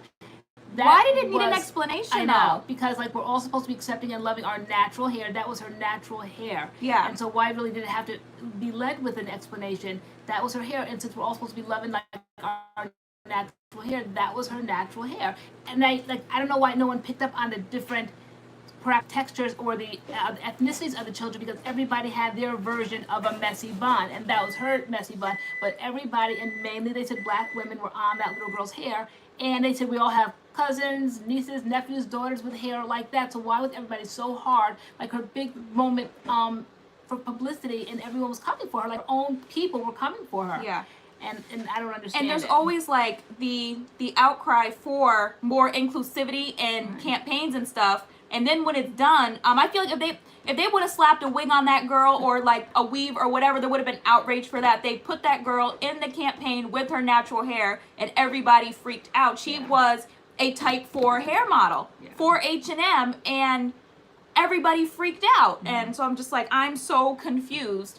Like, wow. Yeah, Ari, that was my story. The teacher messes up my hair for picture day. They gave us those little flimsy, 10-cent combs that, you know, if you go there, my hair was straightened, just like dyed, like glued to my head. and the first piece stuck up right there in the picture. I think one year I was in a picture and my hair stuck up right here. Everything else was smoothed out and I had the braids, but this one little piece got away, looked a hot mess, and you don't realize till the pictures come back. And my mother was livid because my hair looked a mess, but that was my hair. And that little busted comb didn't do a thing for it. Yeah. You know, whereas the other kids there that had type 2 hair, type 1 white kids, whatever, they could take the comb. And I used to watch them in line while I'm standing there with my little braids and my hair frizzing up, and I'm seeing them they would just glide through their hair, And I so bad wanted that comb to glide through mine, but I better not put it near my hair because it was going to get stuck somewhere and mess it up all the more. Yeah. So Rochelle naturally said, she said, but our hair is different, needs a bit more attention, and they showed an up close shot of her particularly. But she is a kid, like, right? So kids, like, they don't do like their own hair, and even if like their parents do their hair, like they come home with their hair looking crazy. When I did a lot of my student teaching in like urban districts, like that's how kids came to school with their hair. Girls came to school with their hair like that. So it's like imagine a girl like seeing her in a campaign, like, wow, this is a model, look at her hair looks like mine. Like, why does everybody's edges and everything have to be laid? Like, they did an up close shot of her edges were not laid. Like, that was just her hair. Like, why couldn't her hair just be like that? There's tons of girls out there whose hair is like that. Not everybody gets their hair done, can get their hair done. There were tons of little kids, 4th grade, 3rd grade, 5th grade, 6th grade, who came to school with their hair like that. That's how their hair looked. That's how my hair kind of looked before when I had to start doing my own hair. I did ponytails. Like, I would try to slick it down, and by the end of the day, like, it would be all like curly here. Like, that's when you get older, you can kind of figure out how you want to do your hair. But when you're younger, you don't really have the tools and resources or like whatever. And things like that. I don't know if it would get back to her or not. She's so young; she's not picking up articles and reading about it. But it is. I mean, I saw my niece, and you guys know her, Samantha. And now she's like natural, she's like 20 years old now. And so now she can do her hair. We saw her the other day. Her hair is thickening now, okay, because she's got away from the heat. Her hair is thick. It's nice. It's just beautiful now. But I remember when she was 8 and 9 years old, and her hair was just always on top of her head, and she just hated it. And I'm like, Sam, I said, honey, financially, like, your mom can't take you to the salon, honey, every week. It just can't happen. I said, just now, it's just the texture of your hair. But one day, honey, you're going to be 18 and 19 years old. And I said, and you're going to be able to do whatever you want to with your hair. And now she is there, and her hair is beautiful. She's able to maintain it, to have her own money, work hard, and to do whatever she wants to with it. But it is a phase that black kids have to go through. No matter what type of hair, it's just always something there. You know, there's some sort of an issue. My grandmother called our hair like that in-between hair, where a relaxer really wouldn't do anything for it. Within like 2 or 3 days, my hair was back curling up. Okay, that's why you said you love relaxer day. Because that day your edges were completely smooth, but give it 2 or 3 days, and that relaxer, it just kind of like goes through. And like now, it's like the natural hair thing, so everyone's like going natural. So now, like, this is all like acceptable, like the curly hair, the frizzy hair, all that kind of stuff. But back when like my cousin was younger, when I was younger, definitely when you were younger, like everybody wanted the laid hair. So like back then, like, you know, you were like, no, wait till you get older, you'll be able to do your hair. Maybe now, like, if she was a child, it's like, you know, your hair is beautiful like the way it is, or blah blah blah, or whatever. Like, but yeah, I just thought it was just like outrageous, all the outrage. And it's just like, I feel like sometimes like we talk out of 2 sides of our mouths. Like, we want one thing, and then when it happens, everybody's just like, what is this? Like, freaking out. And it's just busted. Jasmine said H&M didn't even have a chance to explain before the shade room set them on fire. I agree with you all, but you know how social media is. Yeah, once social media gets it, it's out of our hands. Yeah, it's above everybody. It's above everybody at that point. And I saw that Melissa says it's like the ones that what did she say? She said, I'm all for going in on injustices, but dang, people go off not knowing everything. And then once it gets cleared up, those loud people don't even apologize. I know. That's the worst. The people who are the loudest, who have the most to say, once stuff gets cleared up, like, just, like, silent. No apologies, like, no nothing. Like, oh, I didn't know. Like, oh, like, they just, like, stop talking. I saw someone say, did you see the CVS rant? I showed you it today. Did you guys see that? That woman that went on like a rant in CVS, like a very racist rant. Insane. Like, oh my gosh. You were just like, it was like cringe. I mean, I've heard rants before, because there was one not too long ago in Connecticut. A woman like turned it out in the grocery store, and of course goes the ultimate and uses, you know, the N-word and all of that. But this one was like, she wanted to make it known. She was crystal clear. There was no stutter in her voice. Like, I was like, she wanted to make it known what she was saying. Go to, I think Hollywood Unlocked on Instagram had it. That's where I saw it. Maybe the Shade Room has it. They have the rant, and they also have like her apology. Like, she What she say? She was I think she should've intoxicated. really- No, she wasn't. I don't. And I'm not one to push the like. That was crazy. She sounded clear to me. Yeah, I'm not one to like go to extremes, but I really think that the threat on those people's lives, like she said, she really wanted to. I'm not saying if I'm not getting demonetized for tonight, but the threat that she had for that group of people, what she wanted to do, was so if violent. it wasn't illegal, like Yeah, it was so violent. But Yeah. the fact, whether it's illegal, we all know that. But the fact that she said it, this is what she wanted to do, I thought it was disgusting, and that she was able to walk away from that. Well, I don't know. She's kind of running for her life right now. She definitely shut down all her social media, but she did apologize. She said she was under the influence of alcohol or whatever. Girl, No bye. excuse. Um, Right? No, But it's like you were like, how does she recover from this one? I was like, I have no Yeah. idea. Because she was like, let's get back to us like loving each other. Girl, bye. they said a drunk mind. What did they say? A drunk person speaks a sober man's mind. Those something, were yeah. her true sober feelings. Oh my gosh, if you guys type in like CVS rant, racist rant or something, it is so cringe. It's so cringe. Yeah, who saw it? Who has seen it? Hands up. Like, I saw it for the first time. I was like, Ma, watch this. I was like, oh my gosh. And you were like, how does she recover? I was like, I don't even know. She said she lost her job. And she's like, you know, rightly so. I'm like, yeah. Alyssa homegirl. said her apology Rightly is so. trash. It was just so lame. It didn't even compare. There's no apologizing for that. Those were her true I mean, feelings. she said like she was inhumane. It was disgusting. I mean, was. she said it all. Like, she said it was disgusting. It was inhumane. It was. But still, you said it. No. How You can you said hit it. so hard? It's so true, Rochelle. How do you hit like that? That hard? Yeah. No, it was, wow. She was jumping up and down, crazy lunatic, definitely. I would be like, I don't know. I've never seen anybody go in like that, like in person. Like, I would just be so like her, like, cause like I'm like African American, so I would be like, just like, wow, like, how are you just like screaming this out in public, like, just. And she was like yelling like at like a black woman, like she was just like screaming this, like And I randomly. jumped when I first heard it, and then I thought like, okay, I see what you, but she kept going. She kept going. She kept going. She just was vitriolic. She was nasty. She wanted to be known. I mean, she articulated so crystal clear. And She someone did not said want what you to was the mistake. backstory, and there was a CVS employee I think that went out on Twitter said there was no backstory. She just came in and just. She was actually going in before the person actually started recording, so we kind of got the end half of it in the recording, but she was like going in before the camera even started rolling, but she came in and she just like just bust out on this black woman, like, and it was insane. Yeah, that's so true. Whenever I tell somebody off, there's always a little bit of truth to my words. I always believe what people say. It's true. Yeah. Can't take it back. There is some truth to it. Allie B, we're talking about the woman who went on a racist CVS rant. It was just And so let me see. cringe. So Teresa Coleman saw it. Jasmine Alexandra saw it. I said, who saw it? Yeah, it was awful. Who else saw it? So where did you find that? It wasn't. I saw it on Instagram on Hollywood. I know, probably into the shade room. On by now, Hollywood right? Unlocked. It's probably on the Shade Room because I think I saw it because like they posted her apology and I'm like, well, wait, what is she apologizing for? And then they like attached the video and I was just like, wow. I mean, I'm all for people like apologizing and stuff, and I don't want to say like, you know, like I'll never accept somebody's apology because like how do you not do that? You have to like, you know, forgive people if you want to be forgiven, but it's just like, right. Okay, you apologize, but just like go somewhere now because like that was just trash. That was horrible. I don't know how in this climate you can recover from something like that. I think it's pretty hard, but some people get away with things. I'm still, y'all know we love some rich lux, okay? But I'm still, I think it's because like they said, the drama channels control the narrative. I'm shocked that Rich Lux, because I really want to see him come down, because you guys know we love Rich Lux, okay? The drama channel, for those that don't know who Rich Lux is. He's a drama channel that we talk about from time to time on our channel, and we got some of our best comments and things from him. You know, like we got Love You Some Meats from him because he says that. Like, he's just so fun-loving. But he hooked up with Jeffree Star, and now he's just completely changed.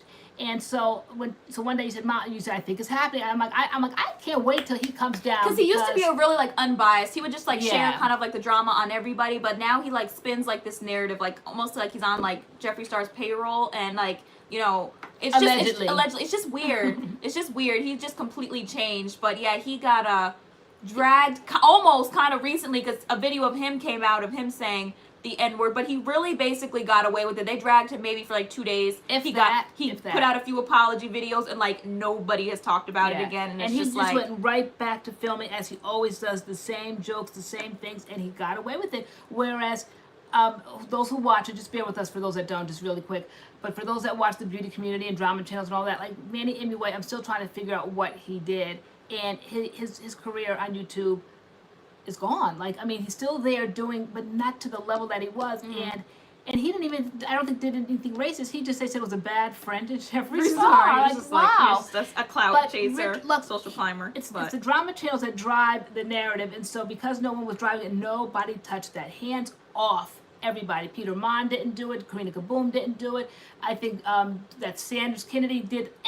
Petty Page didn't do it. Nobody did it. But if it was like a beauty influencer or another influencer who said it, they would have made like 25 videos on it. So I'm just like, that is so busted. Because like he said it in a video crystal clear. I'm like, why is nobody like talking about this? But yeah, so yeah, everyone's saying drunk words are often sober thoughts. Yeah.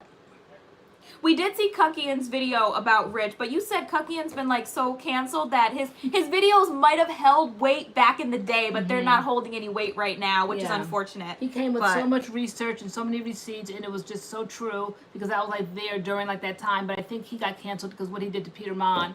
So I think we saw As Told by Kenya's too. Hers was funny. She was like, you know, you look crazy. Like, what are you doing? Like, that's literally like us. Like, we're like, every time we watch this video, we were like, what are you doing? Like, you look crazy. He really does. Stop. Yeah, she's like, you know, like people and families don't even defend each other like that the way you're going for defending this Jeffree Star. Like, I don't understand it, but I just think that he's changed. You know, I felt like he really brought me through some really rough times. Like a lot of you guys say that you turn on MADCURLS when you're going through rough times. Like we bring you through, all right. And then all of a sudden, like we get big and we just completely change. And then it's like you're not rooting for people's downfall, but it's almost like you root for somebody's downfall because he just got like he got a little bit of opportunity. He got a little bit of coin, I guess. And you can't tell him anything now. And it's just so obvious. And it's just sickening to watch now. It's just so sickening to watch. And so that day when you said, Ma, I think this is it. I think they're going to bring him down. I'm like, oh, good. And I basically got my snacks and the drink and sat there and watched the videos. But he didn't go down for it. And I don't know how he got away with it other than he wasn't the one reporting Jeffree didn't do anything. He hasn't done anything like as of late. But I think he does have a drama channel in his pocket that kind of pushes like this narrative. So Jeffree Star is a makeup artist. He has a YouTube channel. He does makeup. And Rich Lux is a drama channel, and he like reports on like news and stuff in like the beauty community. So yeah, I don't know about like Jeffree Star as like a person. Like he definitely has like his history of things and whatnot. Is anybody gonna be watching that Shane Dawson documentary that's coming out on his life? We saw the first one. I don't know why we need a second one. A second Jeffree Star documentary. I don't know why we need that, but I guess they thought we needed that. I think but his makeup, we're just like strictly talking about like the makeup. His makeup isn't that bad. Yeah. Like, you know? I don't know when I first came on, you're like, Mom, you can't wear Jeffree Star on the channel. Like, I hate being told what to do, but I like his liquid lipstick, you know. And so then I started seeing other black channels wearing. I'm like, they can carry a Jeffree Star mirror. Why can't I? Like, Mom, we can't do that. But no, this time for once, he's like, his hands are clean, but I think he has so much power over these people that want to be in his world for whatever reason, that he really has like these minions on YouTube, and it's sickening to watch. But I loved it. She said everything that I thought that we had been thinking. Her name was Mother. It was a Mother Earth. Mother Earth. I think it was Earth Mother. Earth Mother. All right. She's the one that exposed Rich Lux and just really said what we had been seeing for weeks now, that he's just running after Jeffree Star, and it makes no sense. And she broke it down, but no one, they didn't receive her message. They said that she was very vitriolic. They said that she was nasty, that he has such a like, people love him so much. And I definitely was one of those people, but I just can't take the bias the way he's doing. And he started making a joke about it. I'm so biased. So I'm like, yeah, you really are. You know, he's saying it like as a joke, kind of like as a throwaway comment, to kind of like diminish how biased he is. But I know I receive it very well. He is extremely biased now. And I think he has no choice because he's growing quickly. Almost to the point of like bullying. So like I don't really watch him. Like you still watch him. I don't really watch him because I think he bullies people now. I don't like that. Yeah. So I mean, it's one thing to like report on like what's going on in like the beauty community, but then to just like go hard. And some of the things he talks about, like I don't like the way he talks on women's issues. Like, you know, some of the beauty gurus like Jaclyn Hill and like Laura Lee. He was like, I think the last video I saw of him, which I was like, I'm kind of done with him, is he was like, he thinks like maybe like Jaclyn Hill could be pregnant or whatever, and he was like, you know, he didn't really think she or Laura Lee would make good mothers. He didn't think that they could work and be a mother. Like, who are you to speak on that? Like, I don't like, you know, when like sometimes like when men speak on women's issues, like who are you to say someone's not going to be a good mother? Like that was just like too much for me. I was like, get him out of here. Like, how do you say something like that? Yeah, let me see who was that. Yeah, as soon as people get a little bit more successful, then he's in the moment. Yeah, I would be so afraid. I would be so, my mouth would be zipped shut around Jeffree Star because he's so mean, and you know you confide in him, and in the moment the friendship goes south, he's putting all your business out there, and he does it time and time and time again. And I'm just waiting for the very moment when he does it to Rich Lux, and I'll be sitting there, y'all text me, y'all DM me, y'all instant message me. Yeah, it's gonna be cringe. Yeah, because Rich Lux has really put all of his eggs in that Jeffree Star basket, and I just can't wait for the moment when Jeffree turns on him, and he will, because he does it to everybody. Yeah. I mean, you know, his past is just an indicator of what's going to happen. But that's it. Yeah, just like he did to James Charles, exactly. But that's it for those that are watching that kind of drama that we do. Yeah, who said it? Alexis said all the drama channels use Jeffree to grow their audiences. Karina Kaboom definitely did. And we were like cringing when she did it, but Rich Lux wasn't like that. And now he is exactly like that. And it's just like, wow, like he didn't have to be like that. He was growing organically just with his content. And even like Jeffree Star said, he enjoyed him as a drama channel, which is why he watched him. But now, and so I'm like, I asked you, I'm like, do you think Jeffree Star even enjoys his content anymore? Because it's not even like the same him. It's just so, it's so cringe. It's not even like the same him. And so... yeah, it's just weird. So yeah. Who said she like he has good makeup, but he definitely does have a past. Yeah. But then you like, it's like, how far does like your past keep going with you? They keep bringing up that past, you know. But then I just started seeing people, black women, like they were still like using his makeup. Some people get passes, some people don't. Like, Yeah. and I think it just depends on who you are. Like Chris Brown, what he did, he got a pass. People are still bopping to his music, so some people are, some people aren't. So I don't know who gets a pass and who doesn't get a pass. I guess it's personal to the person. I think people get enraged for a while, even with O.J. Simpson all those years ago. It was horrendous, but time is going on now. 20 years late. Oh, more than 20 years now, right? Definitely more than 20 Definitely years. more than 20 Yeah, years. because I think I was pregnant with Spencer and he's 27, so it's been a long time now. And he's just going about his business. He got out of jail now. They finally like nailed him for something I thought like was like very insignificant at that point. But they had to get him on something, and so they did. And he did his time, and now he's out, like, living his life. Right, R. Kelly got a pass for over 20 Yeah. years. Like, so who gets passes and, like, who Yeah. don't? Like, who doesn't get a pass? Like, again, like I said, I think it's individual to, like, the person, like, who you are and what you want to let people slide for and, like, what you don't. And, like, you know, arguing with people online about things is useless because people are going to think what they want to think. So, you know, some people still go hard for Chris Brown. Other people are like, you know, he hits women. I'm not watching him. You know, Jeffree Star, like 20 years ago, whatever, said the N-word. I'm not watching him. You know, he's racist. Other people are buying his makeup. So, you know. Again, I think we talked about it a couple of months ago about the time frame. I don't know where people feel like they're going to bring somebody down with digging at people's old tweets. And if they see one N-word in there, you're canceled. And I'm just thinking, like, to me, it's got to be a little bit more than that. I think you've got to take everything into consideration. And we said that year of 2012, I think you were in high school, 10th grade maybe or something, and it's just the hip thing to say or do. You're watching it now, like high school kids. You said that they were having like a conversation today that would like blow like your mind, okay? Yeah. And so I think at that time, kids were trying to be cool, and it was like the thing to say. Now they try to clean it up by say that word with an A, not a hard R or whatever. It doesn't matter. Like, how many times I have to dig up tweets, and how many times I have to keep proving to people, does that make somebody a racist because they say that? To me, it's a culmination of actions. All right, not just that one tweet that somebody said. Oh, there they said it there, and then they nail somebody, take somebody's channel down for that one word. Xavier said, he said, I really hate how toxic social media has become. I swear people reach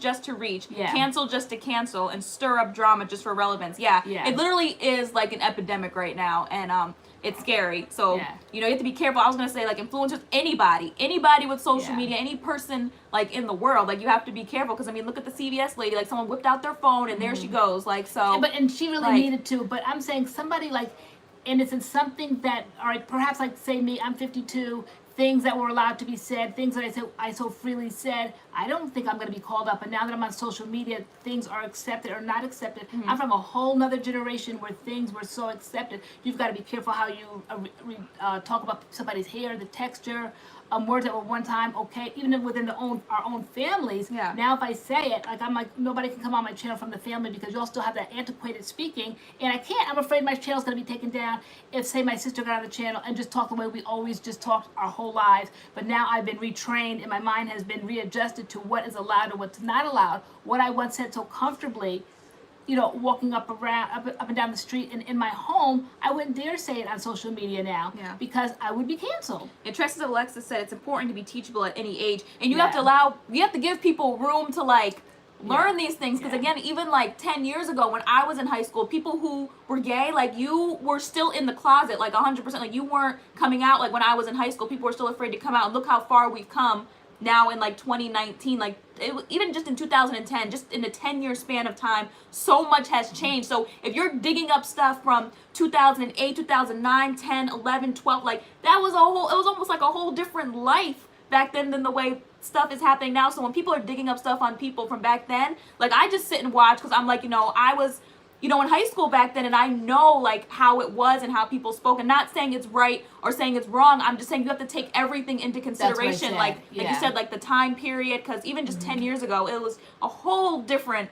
it was just different. Because a couple of months ago, we saw a girl that was taken down. She came back, I forget what her name was, but they found some, again, racist tweets, and I said, what year was that? And you said 2012. I'm like, that's that year. That's 2012. And you guys were all in school, and everybody was saying that people word. were being cool on Twitter. Like it was just Facebook. I'm like, it was just a whole different time period, you know. And and we're all just so, it's just so different now in 2019, and you have to walk on like eggshells with every single thing you say and do, because like nothing is getting a pass. In 2019. Xavier, I saw that video or you know, a version of it. I saw a documentary about TT Branch, and that person totally, wasn't she married to him or whatever, totally got away with that. Can't say the word. Sensitivity is at an all-time high. It is, very much so. Who said that? A bunch of crybaby society. Who said that? Eddie Murphy just apologized about some old stand-up routine. Yeah, some of the comedians, Eddie Murphy, Cat Williams, Kevin Hart, like some of their old Pryor, stuff. Chris Rock, like it's like cringe, but like I guess now, because people are like, oh my gosh,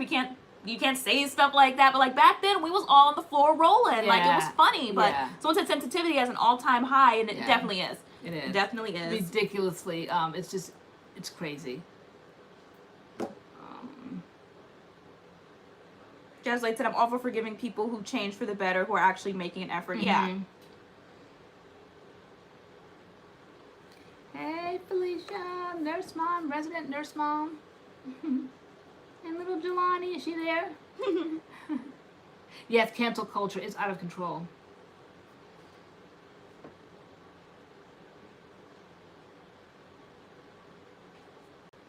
Really? Like Eddie Murphy, what was that one, you guys from my generation, that it was just like, was it Raw? Like that was like such hi Jelani! A scandalo that we still love watching that one. Oh, Jelani's there? What scandalo? It's Eddie Murphy. That was like a big deal back in my day of watching Eddie Murphy Raw. Like, oh my gosh, if you got to watch that, like you were just really something. That's so funny. Yes. Every saint has a past. Every sinner has a future. So true. Amen. Hey, pretties. Jasmine Allison. Yeah, right. They stay going back to 2011, 2012. I know. And when it happens, like people are like, you know, you were in high school, you were this, you knew better, you knew this. I'm like, but that was how people were. Like it's not about like knowing better, because like now, I mean, it's just a different time. It's just a different time. Like that's how high schoolers were. That's how it was. Like on Twitter was new. People were being cool on Twitter. It was just the culture. Yeah. Like period. It really not was. saying it's right or wrong. It was just the culture. Yeah. And no. So people. But nobody wants to dug up. Yeah, nobody wants to dig up that time and give a pass on the fact that it was culture. To me, it's so unfair, because you know I had kids, not so much like Spencer, because he kind of wasn't like faddish like that, but you definitely were in that kind of like culture. You had those friends, and because you went to an all-white suburban school, it was just like, I got a kick out of it, quite frankly, because I'm like, wow, I said that like finds like, and so you found like, what did you guys used to call yourself? The minorities. You're the minorities, okay? They go around. There was like 20 of us in a school of like 1,200. Yeah, and so you guys called yourself the minorities, and you guys spoke accordingly, okay? Self-deprecating about everything, and that was acceptable back then. you know. And but it's so frightening that when we start the channel, I might take down that old Twitter account, take down anything that could possibly be interpreted as offensive, because no one's forgiving of the year of 2012, okay? And so, and I know you were in high school, and I know that you guys had that little clique, and you guys were doing your thing, and I'm like, if you want MAD Girls to survive, that one tweet better pop up, you know. But like, I wouldn't succumb to that pressure. Like, it's like, what? Yeah, it was sad. Like, how do you shy away from it? Yeah. You know, so, Well, yeah. I don't know. The world we're in. I mean, I guess these things are good because, like, we're getting better. Like, you know, whatever. But it's just, everybody's just super sensitive about everything. And cancel culture is at an all-time high. And it's cray out here. Yeah. David Chappelle, that show wouldn't be aired now. You used to watch David Chappelle, but he's a comedian, right? I never watched Dave Chappelle. Oh, you didn't? No, I don't think so. Okay. I used to love watching Cat Williams. Okay, that was Kevin Hart. okay. Chris Rock. I think that was it. I think that's who I watched. Exactly. Trusted Alexis. I agree, Lori. Own it. Apologize for it and do better. B. Nikki said The Office would have never made it now. Flavor of Love and I Love New York would have never made it now. We were gosh. watching that. I was like, oh my gosh, this was out in like 2008, 9, 10. I was like, oh my gosh, some of the things said, I'm like, this would not fly. I was like, in 2019, I'm like, oh my gosh, did she just say that? Yeah. Like, and I'm like, that would not be flying. Yeah. Do you think that the world is too sensitive now, or do you think like we're in a good place, that it's progress, or do you think it's just overkill? Do you think that there's a happy medium? I think it's just kind of like overkill. I'm just not so. I think it hurts more if you receive it. You know, I think like you get extra offended for me if we go someplace and somebody says something about somebody that, say for instance, might be handicapped or whatever. You don't want anyone to say anything, look sideways at me, make fun of me, and I'm like, hey, I am so not bothered. Is it like because I'm in my 50s and it's just so insignificant, somebody else's opinion about what they think about me? If somebody laughs at me the way I walk, whatever, like I don't care. It really doesn't bother me, and so I don't receive it and I don't get offended. Is it because you already think that way, that when somebody says it, you own it? If I had a problem with the way I walk, or if I had a problem, say, with my weight or my skin color or whatever, my hair texture, and somebody said it, now I'm outraged because somebody already called what I already thought in my mind. Because people can pretty much say anything in the world that they want to me, and I swear, I'm just not offended like that. But it's still, just because you're not offended doesn't mean that what they said isn't still offensive? wrong. Yeah, so I think Okay. we need to find that happy medium. I think we're progressing and, like, you know, like bringing to the light what's okay to say and what isn't okay, and what's appropriate, what's not appropriate, what's racist and what isn't. But I think we need to find a happy medium, because I think we're jumping out the window a little bit, and everything Bye, is baby. bye. Drive carefully, honey. Everything is offensive, and it's almost like we're gonna be desensitized to everything. Like, we're all just not gonna care because, like, we're always saying like something is wrong. It's like we have to, what do you say, like, pick our battles kind Right. of thing. We're not picking our battles. Everything is offensive. Everybody's getting canceled. Like, and I think it's just like, you know, whatever to like a lot of people now, because it's like, you know, we're just too sensitive. We need to find a happy medium. But no, I think people do need to be called out, because, you know, right is right and wrong is wrong, and some things don't need to be said, whether someone gets offended or not. Bye, mad brother. So funny. Yes. Adam does security now at night. I think that's cool. Let me see. He got think mad the people- other day. He does it overnight, and like I locked the door, obviously, and he got mad the other morning. I had to let him in at like 7 o'clock. He said, "Why did you lock the door?" I'm like, "You thought we were gonna leave the door unlocked all night?" He's like, "Well, you knew I had to come back." I was like, "And we're still locking the door." I was like, "What?" I think it was like me and him at like 7 o'clock in the morning. "Why did you lock the door?" I'm like, because we're here at night in the house." Like, he's like, "I had to come back." Okay, like, knock on the door, call somebody, we'll let you in. I'm like, Yeah, okay, so Jonathan like 45 said, yeah, too sensitive. You can be sensitive. We're human with feelings, but it got to be a point where we're walking on eggshells with everything we say. Yeah, you're just like, you're so afraid to say anything. Alana K says, "I don't think we're too sensitive. People have gotten away with saying many disrespectful things, especially to African Americans. So now we live in a time where we're not having it." I hear that. I hear that argument too. Okay. Yeah. So Aaliyah Shabazz said, now everyone is comfortable enough to be okay with people laughing at them. I probably wouldn't be. Okay. Again, I just think we need to find that balance, because like, you know, Right. we're gonna outcry about too many things, and then people are just like not like gonna care or take it seriously, because it's just like, you know, oh, you're always bothered about something. So, you know, we need to find that balance. Amanda Marie said, I have a 14-year-old sister, and her high school life is completely different than how it was when I was in high school. I'm 26, and oh my, I will admit her generation does overkill certain topics. Really? So, like, what are they, like, waving the banner and flag for in her generation? I think, like, they have voices now. Maybe back when you guys were younger, definitely when I was younger, you feel like you didn't have a voice. So now everything can be protested. Everybody has a voice. You can really go up against a lot of things now, just like almost like a little bit too much power. Alyssa said, call out the crap, but still be open to getting all facts and react rationally. Jazzerlate said, I think it's great that people are getting called out for their lack of respect for others, but sometimes it's taken too far. Innocent opinions are ridiculed too. Yeah, you can't really have an opinion in 2019, or an opposing opinion to somebody. That kind of, you know, that gets crazy too, people having opinions on things. I think it goes back to knowing your audience. There might be some things that I don't agree on, and maybe age, generation, whatever, but you have to know your audience. You cannot go into a room of people waving certain flags and for any right and go up against that. Like, why do you have to always be that person to go up against everything and be the one to make that opposite view? I don't have the energy for it now, or maybe when I was younger I might have, but now I don't care because it's just not accepted. They will shut you down in a heartbeat, you know. And I mean, I guess it depends on like what you're fighting for, you know, like the cause or whatever. You know, some people like they're ready any time of the day or night to fight for their cause, depending on what it is.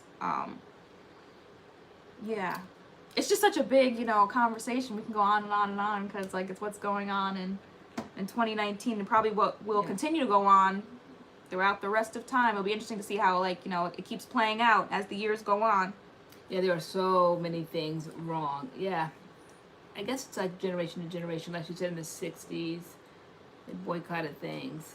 I think every generation has something that they want to hang their hat on, but this generation, we hang our hats on a whole lot of stuff. There's just so many different things. Because the hats weren't hung in previous years. Like, I mean, you know, 2012, 2011, like, people were running wild and not bothered, and maybe, like, you know, it was wrong, and so now it's just like we weren't hanging them back then, so we hanging them all right now on the hat rack, and they're all being hung one by one, back to back to back to back to back, and we're not letting up. And because, you know, it wasn't done then, so we're doing it now. Yeah, no, I couldn't imagine that either, being in high school these days. And it's funny how life takes a turn. You know, going to my reunion last week, you know, when you see people that were like your heroes and your stars, and like how their life took a turn for the good or the bad.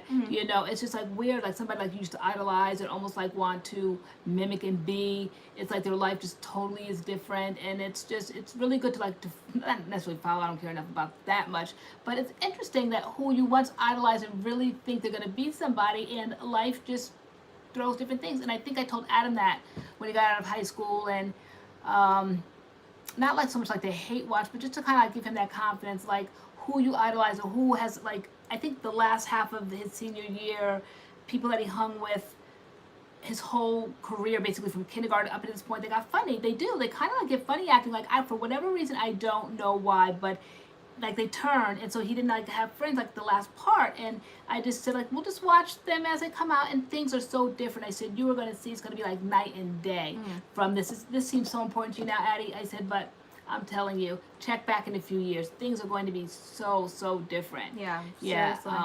And it's just, they're not going to be all that like they're cracked up to be like right now. Things just seem like the end of the world, middle school, high school, like this is your whole life, and like it's really not. It's just really a little drop in the bucket. Like I said, I think in the vlog, I was doing 8th grade, and these girls were in the front just furiously talking, just like something was just so important. I'm like, it probably is not that important, and won't be that important like 10 years from now. I'm like, it's not going to be that serious, but everything just seems so like important. I like that expression that, you know, I kind of like measure my importance on things. Like, if it's not going to be important in like 3 years, then it's just like really not important. If it's not going to make that much of a difference, and that's really like, is this really going to make or break me? In 3 years from now, am I really going to matter? It's really going to matter to me.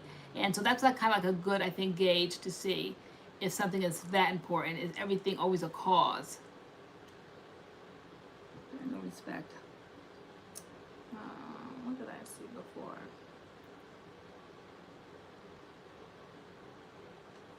I've been struggling losing the last 15 pounds after I had my daughter. It was saying how insecure I felt that I'm bigger, and my sister was saying I'm body shaming bigger girls, stuff like that. I know, it's like you can't even, Amanda Marie, talk about like your own body and your own issues, what might be my issue, and I want to talk about it freely. Somebody might think it's something that it's offensive to them because they struggle with that. So she said, I've been struggling losing the last 15 pounds after I had my daughter, and was saying how insecure I felt that I'm bigger, and my sister was saying I'm body shaming bigger girls and stuff like that, which makes no sense. She's talking personally about her own body, and if other people might fall in her size category, why can't she feel free to express how she feels, you know, about her size? Like, it's stuff like that right there that people, you're so afraid to express, you know. Yeah, that's, to me, Bingo, like that's it, like right there. That's there. a great example. Yeah. Wow.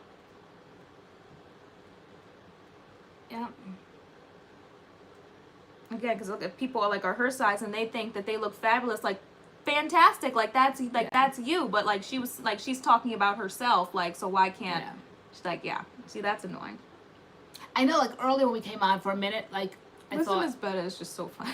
I can't. When we first came on, and I was talking about the holidays and how I was in a good place, and when I said what I said, I thought, oh my gosh, like, is that like weight shaming, whatever? When I said, it's my personal opinion though, I said I want it to be like this. I said before the holidays, that way I have room, I said, to eat the way I want to. Now that could be offensive to someone because they could say like, you know, why are you talking about people's weight? Like, why do you care about weight so much? But like, I do. Why can't I feel free to say I enjoy looking good, and to me looking good is being a smaller size? Why would that offend anyone? On you. On me. Yeah. Yes, on me. Why would somebody say that's weight shaming people that are not my size?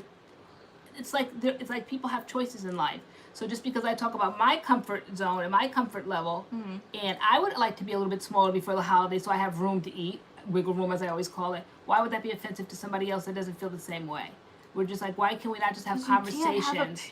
Yeah, why can't we have just normal women conversations, people conversations anymore? I mean, when we first started filming together, like, I was on pins and needles. I said, especially for these lives, because like you're from a different generation, and so like I was always just like, you know, what is she gonna say? Because there's a lot of things that just aren't acceptable, or like, you know, whatever. And like I was always on pins and needles because I think you're our from audience, like a different generation. Like, no, don't say this, don't say that, don't talk about this, don't say that, don't call it this. Like, I think our audience is so varied that even if I say something that could possibly be interpreted as offensive, there's somebody out there coming to my rescue, so to speak, because they're from my generation and they see where it's coming from. They see the mindset. They see I'm just talking freely because it's what's embedded in me, and it's not meant to be offensive. So people can get past trying to be offended. People enjoy being offended. I think they just love walking through life being offended, you know. But if you can get past the offense and then you can receive what the underlying message is, you know, anyone can honestly say, I have a point there. Why in the world would I want to start Thanksgiving, say, with an extra 20 pounds on me for me,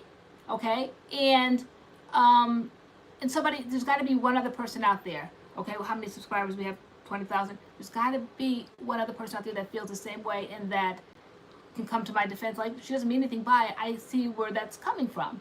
You know, like whatever happened to, well, I used to gauge myself in February, the swimsuit edition. When that came out, Sports Illustrated. Melissa says you can have an opinion. I think it's delivery. I agree with that. I think it's delivery. It's delivery. Who said that? Alexis? Yeah, that's so true. Yeah. It's delivery. And I think we're saying that in our video. Like, people can ask questions. It's how you say it. A lot of the times, just how you're saying whatever you're saying. Yes. Completely agree with that. Yes, that's so completely true. agree with that. That's it in a nutshell. Ari said, I ain't walking on eggshells for nobody, so I guess I'll be on the shade room. I'll hold my head high. Hold your head high in the news. Yeah. Hold your head hide high behind any Just sort of a don't jacket, hide. a t-shirt over your head, book in front of your face, walk proud. I know, Deborah James, but they do. Exactly, Sarah. I think people love to be offended because they think it gives them a sense of rightness or righteousness. Yeah. Yeah. Hi, 1922, Misty Blue. Comfort is in the eye of the beholder. Absolutely. And like the Bible tells us, you know what, at this point, I just agree with the adversary quickly, as the Bible says, because why debate? Why try to proof to somebody else. They want to be mad anyway. And when you sense that spirit of somebody just wanting to be mad, no matter which way you take it, you can take it from this way, bring it in this way, bring it from the back, and try to convince. I'm not trying to convince anyone, you know, because I'm seeing, okay, this is a spirit of offense, okay, and they said the bait of Satan is the spirit of offense, and it's so true. People love to get offended, and it's nothing but the devil to me. As a Christian, this is the way I feel. When they want to get offended and you can't like unravel them out of that, they just want to be mad no matter how many times you try to convince them otherwise. Like, I'm not in the convincing business anymore. I'm too old for it, and I just sense at this point in my life, some people just want to be mad just to be mad, and I can't do that. Hi, Geneva. We're just talking about, what are we talking about? Just like the world, sensitivity of the world, things you can say, things you can't say, you know, in 2019. People that are easily canceled. Cancel culture. Yeah. And we started out about a rant that was said by a woman at CBS today. It's like this video that's going on. Going viral. It's gone viral. She was very, very, very offensive in her racist statements. Just nasty, vitriolic, just nasty. And so we started off there. Hi, Carol Smith. We started there.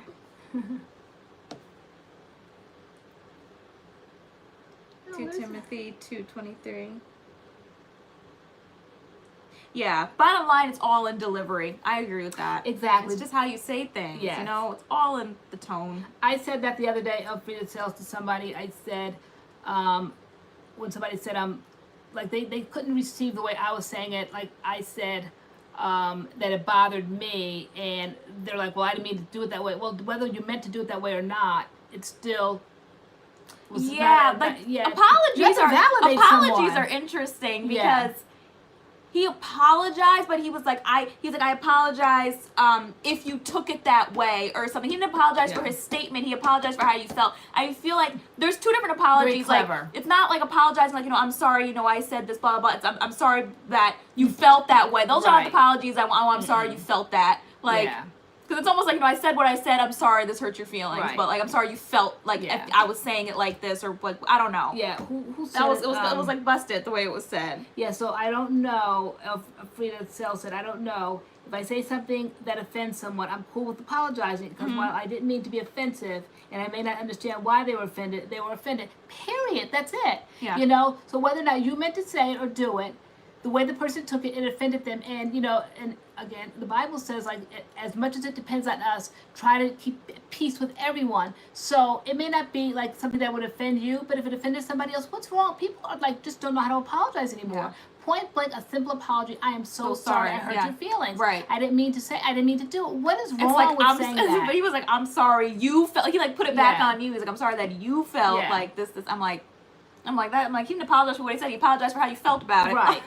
Or not even, I wasn't even talking about that incident, but I'm just talking about that people like get all indignant if I say that they did hurt my feelings, and then they're like, well, that's not what I meant. Well, it doesn't, like she said, it doesn't matter what you meant or how you put it out there. The fact is that somebody's telling you, I am very straightforward, and I will tell somebody if they have hurt my feelings. That way I'm giving them a chance to make it right. Like, I don't think you really meant what you said. Like, and if they're like, no, I did, and then I'm like, oh, okay, so now I know this kind of a person.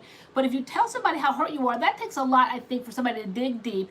And I am a major communicator, and I will tell somebody so no one is ever wondering if they hurt my feelings or not. I don't walk around holding grudges and upset. I will tell you why I'm upset. Now, either you want to make it right or you don't. If you don't want to make it right, peace out, like I always say. Like, bye. Like I don't want that person in my life because they clearly know what has upset me, and they have no intentions of changing. And so there's like, I don't have time for that. Okay, I just don't. And so, but if somebody says, oh, I didn't know, like we try to find some sort of a compromise, it's like, it's something I'm comfortable doing, and I didn't know it would offend you, and it's kind of like what I say, it's part of my vocabulary, like, and I'm like we'll have a conversation, but for someone to say, I didn't mean to say it, like, if you hurt, like, too bad for you, like, no. Yeah. What's Miss Betty said, is there a difference between saying I'm sorry versus saying please accept my apology? I think both of them are humble. I don't like when somebody says, I apologize. Like, I don't like that one. I'm sorry to me is deeper. Please accept my apology is humble to me also, because an apology does mean like you're sorry, but I don't, to me there's a difference between I'm sorry and I apologize. Like, to me they're trying to be clever with that. So, like, I apologize. yeah, I apologize. It just seems like they don't want to say that humbling word of I'm sorry. But if you put yourself in it and you say Apologize seems almost like the proper term for like I'm sorry. So if they said like distant. or I apologize for hurting your feelings, or I apologize for what I said, I could do I apologize. It almost it seems like the proper way to kind of say I'm sorry, like I'm sorry, or like I apologize, like it's like formal, like I apologize. Like what do you guys think? Yeah, I hate that when people say I'm sorry you feel that way. No, what was the thing you said? You said that there's I'm sorry. Oh yeah, I'm sorry you feel that way. Yeah. That's not an apology. I'm sorry you feel that way. Like, what Yeah. about, are you sorry for what you said, or are you Right. sorry for how I felt about it? Like, you still basically are saying I said what I said. Or somebody says, I really think you hurt that person's Wisdom feeling. said, I apologize is disingenuous. That's what I think. Okay. I think when somebody says, Lori's hurt over there, you need to go apologize to her, and like, they really don't want to do it, so they go over there, Lori, I apologize. Like what? Like they didn't say, Lori, I am so sorry that I hurt your feelings. That's an apology. But when you go over to somebody and say, I sorry apologize. is more emotionally felt. Yes. There's more emotion behind. Yes. Okay. But I like the other one, please accept my apology. Yeah. Because it is humbling and that you're putting yourself in it and you are trying to meet somebody and really make up for the wrong that you've inflicted on them. To me, so I can take the word apology in that sense. Please accept my apology. That I like, but just to go over, I apologize, no. Geneva Johnson says, blessed are the peacemakers, for they shall be called the children of God. Amen. You ladies are beautiful. Thank you. Amen. I was taught not to say sorry because it's like you're saying sorry as in a sorry person. So I was taught apologize. I you have to put like I'm in front of like I'm sorry. When people just say sorry. Oh, I hate that. Yeah. Like Sorry. like when you're raising kids, like brothers and sisters are fighting, and then I'm like, you go apologize, but I'm sorry. Come right back on over here. No, we're gonna do better. Let's try like take 2. I said I was sorry. Nope. Take 3. Now the hand's getting ready. Okay. You got a few more shots. The hand's right next to the head. I'm sorry. They look down, look them in the eye, Right. look them in their face, Yeah. and their eyeballs. Yeah. What if they just say my bad? It's getting, Oh my it's gosh, getting worse. My bad. Yeah. I think again, like it's tone, and depending on who the Yeah. person is. Did you leave the ring light on? Oh, you were the last one upstairs. I was not the last Yes, one you upstairs. were. We just have ring lights to burn. Like, girl. No, girl, I told you, I said turn off the ring lights. You expect me to come all the way back up the stairs and turn off the ring light? You never went back upstairs? No. We put on our makeup Friday nights by the ring light. It's the best lighting in the house, and so but them ring lights, they ain't giving them things away. It's the blame game. She owes me an apology, guys. I'm talking about you like a dog. I said you owe me an apology when you come downstairs, and I want a proper one. Girl, I specifically told you to turn that light off. I wasn't upstairs. How could you specifically tell me that? Looking at me. Girl, you were so busted for that. You do that all the time. That's okay. It's about time to buy a new light anyway, No, it's so not. I'll just charge it to your card. No, it's not, because the last time we did one, we bought one, we never even had, we forced this one to go in. Well, I'd rather have one in the cut than, because if it blows, then we gonna know what's up. We are.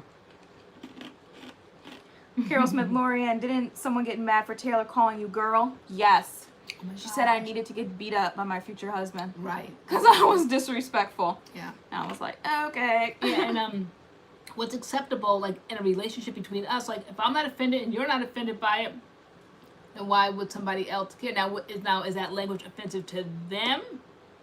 But it wasn't directed at them. Can they not even hear it? Then perhaps like it wouldn't be the channel for them, because we are very comfortable like that. Like she's girl, I'm girl. Spencer and Adam are girl. I'm like, girl. I said something to Spencer earlier. I'm like, girl. Like, it just rolls off the tongue, and like the boys just ignore it. I was like, girl. Like, Yeah, I know. And again, we got it from that crazy Rich Lux channel, because he calls everybody girl, and it's just like where everybody is at in society and all of that. So like we got a kick out of him doing that. So around here, it's like a very gossipy tone, and I'm like, oh my gosh, girl, I'm so glad you're home from work. And it's just like Spencer's like a whole person in the army and everything. He came home, but like he just like he's not bothered, you know, by me and Tay and our craziness. We're just crazy.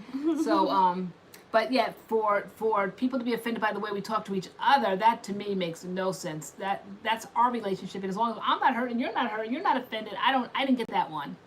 Yeah, no, she was not having it. She was like, she is disrespecting her mother. She did not get beat enough when she was a kid. Like, Yeah. I was a little like, she was telling me off in a comment. I was like, wow, this is crazy. I'm like, clearly she's new and she doesn't know us, because I would never disrespect my mother, like, on this platform, off this platform, on front of the camera, off the camera.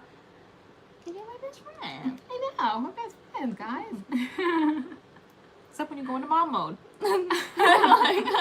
I'm never too far from mom You're mode. never too far from mom mode. We telling your story, up, run that back again. Right. You did what? When? All of a sudden, when was this? And all of a sudden, I never have a memory until it comes to something. I'm like, isn't that person? Yeah. I'm like, here we go.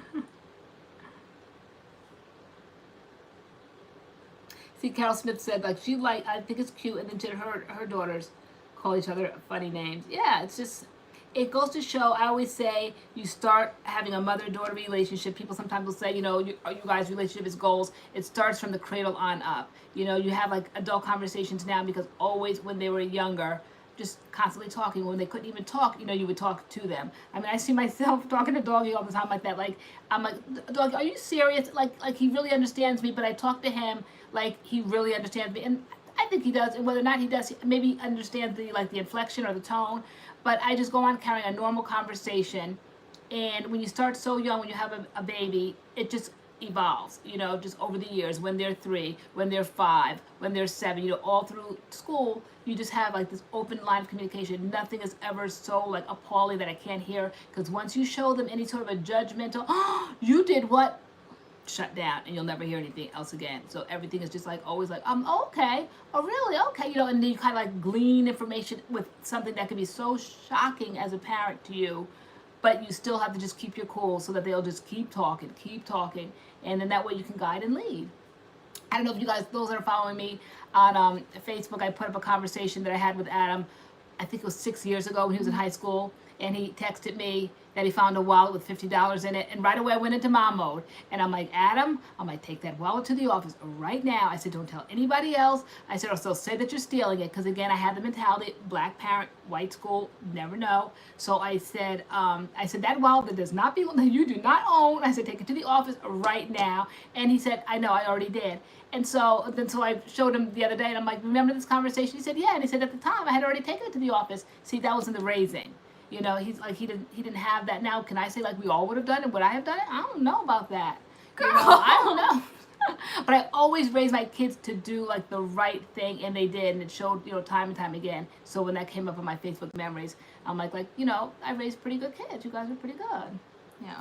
You know. I mean, if I ever found money, like in a setting like that, like I just think about like how poor I am, and I'm like, someone probably like will be missing this money. So anytime I've ever found money, if it wasn't like just randomly on the side of the road or something like that, if it was in a place like a grocery store or like whatever, and like I could bring it like somewhere where someone might come back and like say I might have dropped my wallet or something, like I always gave it back. I'm like, I just know like how I would be, how like, you know, if I lost something, I would hope somebody would turn my money in. So one time someone stole my whole paycheck. Like, I cashed it, and then I left my wallet, I think, on a bench outside of my job, and when I went back for it... They did steal it, because I left it there, and they picked it up, and it was not theirs, so it was stealing, and my whole paycheck got stolen. Well, the way you worded it, it wasn't quite stealing. You act like somebody, like... What was it? It was carelessness. You left your wallet on the bench, and somebody helped themselves to your money. It was stealing. Guys, was that stealing? What else would you call it? I know I hope they didn't post it and call lesson learned. Hope they didn't post it and say, look at God blesses or something, like, I know. It's busted. Yeah. All my hours I worked, like, that was my paycheck. That was the hardest part, you know, when you become a Christian and you have to do all the right things, and they said that it's not a blessing, you know, like it's going to cause like hardship on somebody else. So I remember like one of my first lessons, I feel like when you first get saved, you have to like walk a chalk line. And so I think I went to Dunkin' Donuts one day, and I handed them over like maybe a 24 coffee or whatever, and then they were giving me back like almost like they saw 100, and they gave me back the change of as if I turned over $100 bill. Okay, so now it's like, okay, I have my new life in Christ now. Do I hand it back over? Do I keep it? Do I hand it back over? Do I keep it? It's like the struggle of good and bad, good and evil. I mean, it was horrible, but ultimately, you know, because you're in the church and you want to do the right thing. But and so those are the tests that they said that is not a blessing from God. You know, that is not a blessing. What it is a testing, basically. It's a testing. Yeah, because like that person's till would have come up short, and they could have lost their job for that amount of money. Yeah. Like, they could have lost their job. Yeah. And I didn't want to be in the They said it was my whole wallet, so it was stealing. It was stealing. They had my ID, my school ID, you know, my credit cards, like everything was in there, and they took my whole paycheck. Finders keepers. It was your whole wallet. So it was stealing. It was stealing. It was stealing. No, it Oh, wasn't y'all. nice. You're there for Tay. Indeed, God bless it. Indeed. Is it really a blessing? Exactly, right? Because the guilt of it all. And it's not worth, to me, you know, I was like, I can't risk that. That would be, what's it called, the Lamb's book? You know, one day it's just like, God's going through it. Now, the time that you were at Dunkin' Donuts, you know. So I just said, like, you know, Is it the Book of Life? The Lamb's Book of Life? Is it? I was like, the Book of Love. The Book of Love. The Lamb's Book, the big book at the end of time. Right, when we're all standing in line. Yes. So they could have returned it, Tay, so it was definitely stealing. Especially since my ID and stuff was in there, like, they could have returned it. They could have. More giveth than he taketh away. But, like, my paycheck was definitely over, like, $100, so they found a wallet. Freshly cashed, with cash in it. You know, freshly cashed check. That's an interesting question. Moving on to back to natural hair. So, what do you think of weaves? Where did it go? And pieces added to natural hair, especially among celebrities. I never thought about it. Do really. you, boo? Right? Yeah. Yeah. People have been wearing extensions and weaves and wigs and. Linda, are you saying the it beginning in of the time. sense that they were trying to pass it off as their hair, or like the time when you got the braid in New York? Even if people do that, like, who cares? Like, Yeah. if people try to pass off, like, a wig or a weave as theirs, like, who cares? Like, you know, if they want to act like it's theirs, like, okay. But Yeah. if someone says that's not your hair, like, okay. It's not going to affect me one way or another. So I don't care if they try to, if it makes them feel good to say, I am a very transparent person, so I would be so uncomfortable in my own skin that I couldn't do that. That's Yeah. just me personally, but some people, if they could play it off, they could pull it off, and they want to do that, that's fine. And nowadays, again, I think I come from a generation where like wearing wigs and everything was like a big deal. It's just kind of like I don't know, or like a weird thing. But nowadays, people change their hair and styles and wigs and weaves like And daily. some people can do that, and some people can't. So like we all, Yeah. but we still need to like instill that we need to like love what we naturally have on our head. Like for me, like I always wanted colored contacts. Like you have green eyes; those didn't get passed down to me, and I always wanted to wear colored contacts. But then I was afraid that I was gonna love the colored contacts so much that I wouldn't love like my natural brown eyes anymore, and like I wouldn't be able to like stop wearing colored contacts. So I feel like it has to be like instilled, like, you know, you love your natural hair, you love what you have, but like if you want to clip in extensions Good night, or Karen. wear a wig or whatever, like when you want to do it, like that's your business. Yeah, Geneva Johnson said, my saying is do you. Exactly. Like, it doesn't affect me one way or another if somebody wants to get a wig, get a weave, and say it's their own hair. Like, it really doesn't affect me. Yeah. You know? Like, you know, you're trying to say that's your hair. I mean, some people really go hard, like she's acting like that's her hair, da-da-da. Like, leave people alone. I know. Like, oh Yeah. my gosh, the internet's Yeah. like, leave people alone. Wisdom is better. I tried gray contacts. Love them. What's doggy doing? I don't see him, so he must be on his bed, right? Must be. Yeah. Yeah, really, who has that do you mentality?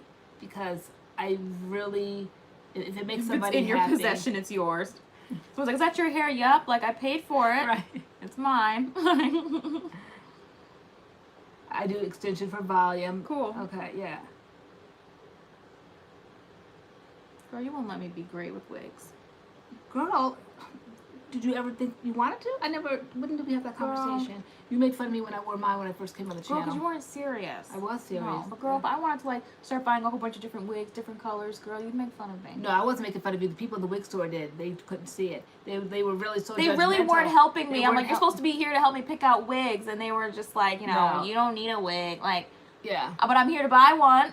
Yeah, like she went in there like on her biggest, fullest, most voluminous day of hair, and they just simply did not want to sell her one because they said she didn't need it. Like, who are they to say that? Right? I want to wear a short little black bob. Right. Leave me alone. Sell me my wig. Take this money and ring me out. Exactly, Jennifer Joseph. I know you do say that. I mean, who asks that anyway? You followed up with, "I love your hair. Is it Is yours?" yours. Like, what? It would take me aback. Like, I don't. I mean, I don't get offended by that question. If people ask me if my hair is mine, I just answer the question. But people do ask that. Is it yours? Mm-hmm. I mean, People get offended about different things. I know that there's like there's a there's a team touching and a team not touching on like with natural hair. Mm-hmm. I am simply not offended by it. I don't take it like I'm not, somebody, I think who was it, Ari, might have even been you, said that we're not animals to be pet. I don't take it like that. I think it's a fascination. Yes, my hair is thickening. Why? Who wouldn't want to touch it? It's so cute. If they ask. Yeah, it's and they only do. asking. I don't think anyone should just reach out and touch somebody. No, like that's people don't have a freaky and right weird. to like touch anybody. But even if somebody asks, sometimes they're like, no, like you can't, like they get offended. But I've been in places and they'll say, oh my God, your hair is so cute, so curly. Can I touch it? Yeah, help yourself. You know, help. I really don't think I'm an animal being petted, that they mean to offend me. It's just a fascination, you know, and so I have no problem with that. That's just me. Yeah. People do. That one is personal. Yeah, it's very personal. To the person. Yeah. Like, who does it? Like Sarah says, I usually don't answer because it's a little ignorant to me. So she's not like for the question, like at all. Is it like, yours or can she yeah, touch it? it's, is it yours? Okay. But yeah, like that question is Okay. ignorant to her. So, I mean, people definitely ask the question. Does it need to be asked? Is the question like of the like, you know, that is the question. Is that like an appropriate question to ask? Is that hair yours? I know. Because if it's not, like, are you gonna go out and buy the wig that I'm wearing or the weave? Is that why you want to know? You want to know where it's from? If it's not my hair, like. Yeah, if it's like, if they wanted the knowledge of where you got especially it if it's like not a person of color, like, are you really gonna go out and buy this like sickening curly wig if this is a sickening curly wig, like, or like, are you being funny? Like, you know, is it yours? Like, is it shade? Like, can like black people not grow hair? Or like, I don't think it depends on like how they're saying it, you know. I think it depends on how the person is saying, the vibe you get from the person. I think they seriously sometimes don't know if you don't live in the natural world, or if you're not African American or of an ethnicity where your hair curls like this. Wisdom Benefit TSA checks her curly bun. Who says that? TSA, Wisdom is better. TSA will check y'all's hair. TSA Why? checks Because they think hair? you're hiding something in there. That's so weird. Yeah. Now that's weird. If TSA started going through my hair, that's a little weird. I think that people think that you can hide stuff anywhere. Yeah, I mean, you know, years ago when I used to bring out great big prams and baby strollers and stuff, you have the baby all swaddled in a blanket or whatever. They do give you like a side eye because people go into the store with baby carriages and clean up. I think somebody went to Disneyland one time and had a baby carriage and robbed Disney blind with that baby carriage. Wow. So I think a bun that's like a nice big full bun. You could put a whole lot of stuff, some jewelry, some earrings, a lot of stuff you could hide in that bun. So probably they do. Leah Butler said, I'm tired of people questioning my natural hair. I think that's just above us now because we didn't have it. That's why there was a natural hair movement. We did not, like, we were all straightening our hair, doing inch of this life, relaxers, perms, like all that kind of stuff. We did not have this. So now that everybody's walking around with these big fros, it's fascinating. And I think it just is what it is because, like, it is the natural hair movement and everybody's doing it now. And it's just like you see all these people walking around with different textures and afros and curls and waves and kinks and colors and like all this kind of stuff. So people are going to be fascinated. Like, people aren't going to just ignore it. Like, you know, it's something like new and exciting and just like, wow, this grows out of people's heads. This is fascinating. Yeah, or they're not even in our world and they don't realize that it does grow out of our hair. So I went someplace one time and the woman asked me so innocently, she's like, oh my gosh, I love your hair. She goes, where do you get it done at? So it's like she really thought like I came from a salon that day and ended up in her office and she's like, where do you get it done? Yeah. And I'm like, well, I don't get it done. It's like, it's done for me, like it's on my head. Like I had like, how long does it take you to do your hair? Yeah. Like 10 minutes. Just throw some gel in it, conditioner, and like 10 minutes. But if you're not in our world, like you don't realize, like it just looks so, I guess, so complicated. Like how do you take each individual piece of hair and get it that curly? Like what do you do to get your hair like that?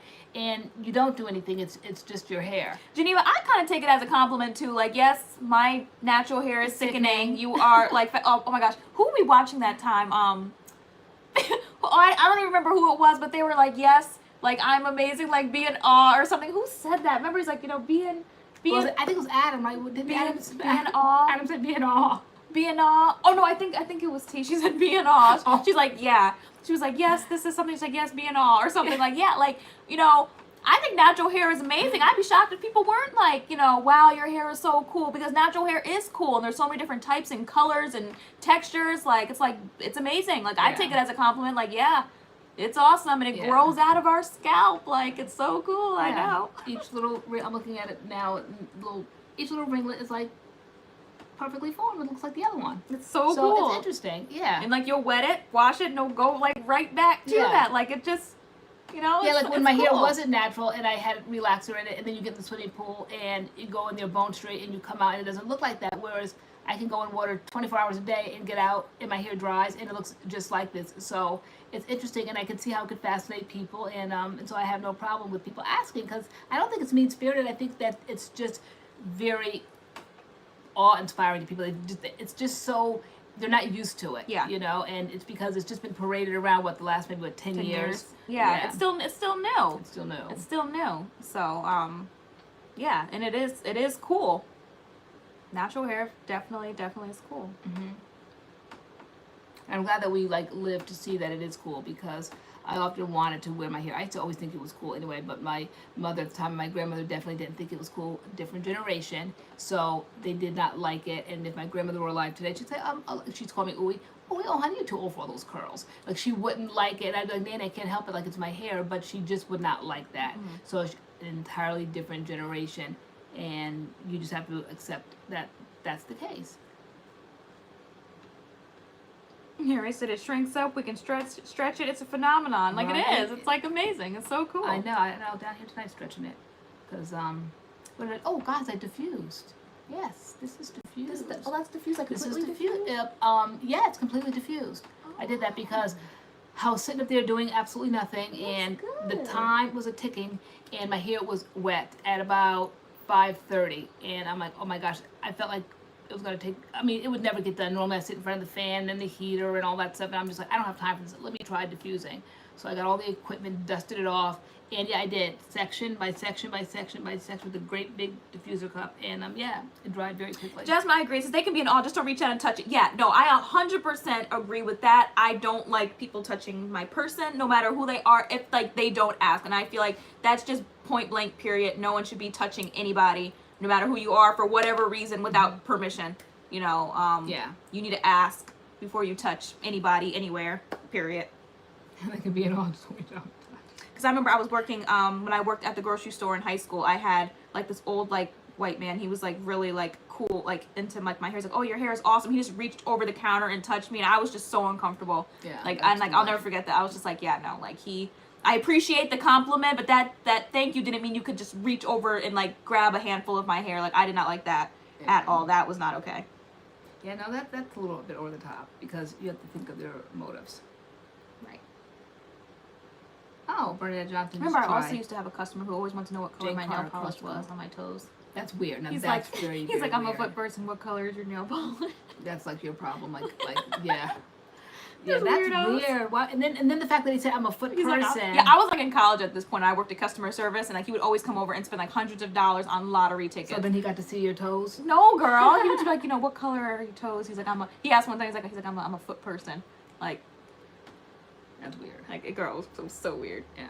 Just don't tell me your fetish, you have an issue. Because I might have been okay with it, fun loving, talking about nail polish, but once he said he's a foot person, to me that's just fetish stuff, and it's just why did you have to tell me that extra piece of knowledge? I just think it's weird.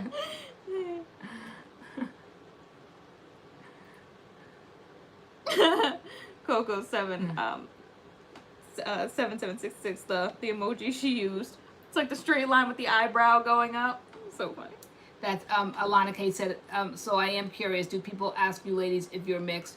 I just had that conversation last night with someone from my past, and and they know what I do now, and so I said I have never been asked that question so much and never felt like I had to explain who I was my entire life since I've been on social media. I moved and navigated through my life, and people heard that I was black and accepted me as black, and when I hit social media, nobody was having it. They wanted to know why. Now, they used to give you a hard time, and me coming out didn't help things any better, because they're like, okay, basically my mom's going to be on here, then they're going to see. But it almost complicated matters, because they're like, okay, they both don't look black. So no, social media really, as Xavier said earlier. Well, I don't know about you, girl, but right. I look African American.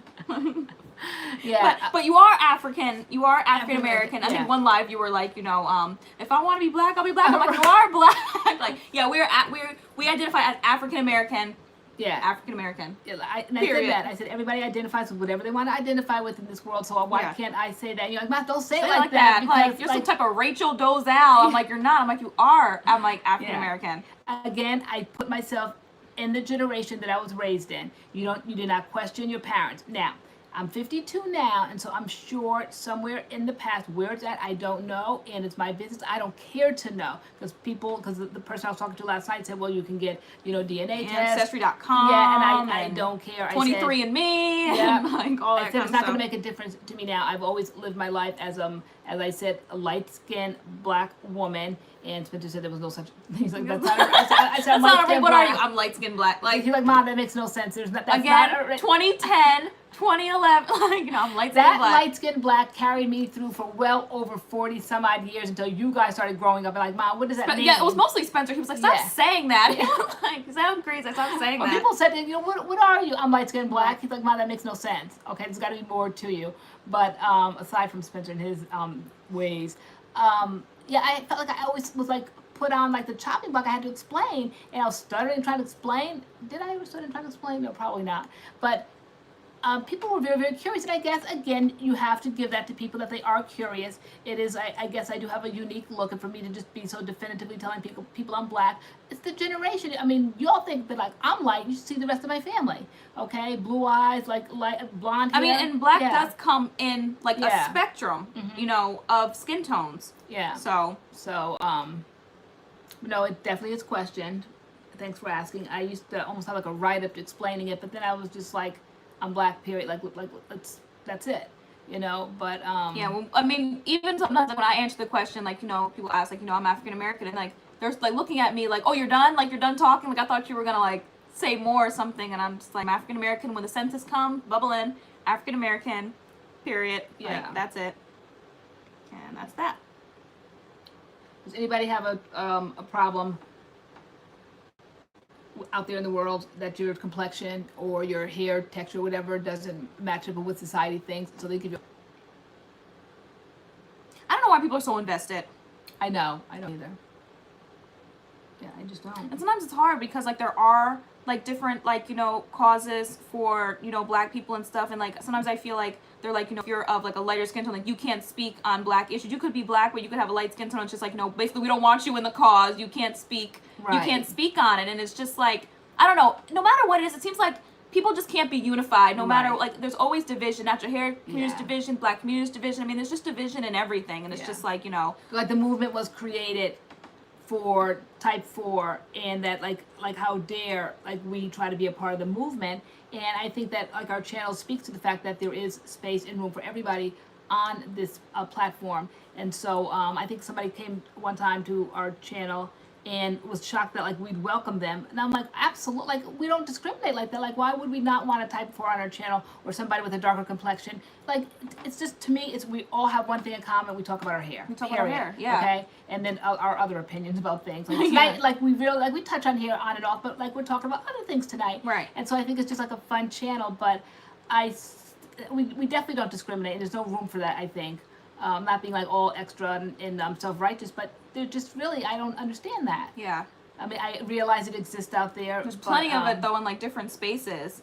And like sometimes like reading comments like can be not our comments personally, but just like on other pages, other things like people will post, brands will post, like it's hurtful. I'm just like, wow. I'm like there's so much division, like always, like both ways, going both ways. Like I'm just like, it's just wow. Yeah, we like CURLMIX because they stay on their comments, whereas other times early on when we would come on and we would do sponsorships and brands and all of that, they didn't, and people would come hard. Yeah. I remember As I Am, they tore us up. Was it one As I time? Am? It was As I Am. Was it As I Am? Yeah, Yeah. their comments, people Yeah. were running wild Yeah. on Facebook. They were not on having the video it. they posted of us, Yeah. and like they just like let it fly. And CURLMIX does stay on their comments. They do. They're pretty good and with their they comments. kind of like really protect their influencers Yeah. or whatever. They stay on them because they always are like, yeah, we know it works for them, but will it work for us? And it's almost like they're like attacking the type 3s, and so it's hard to do those kinds of videos.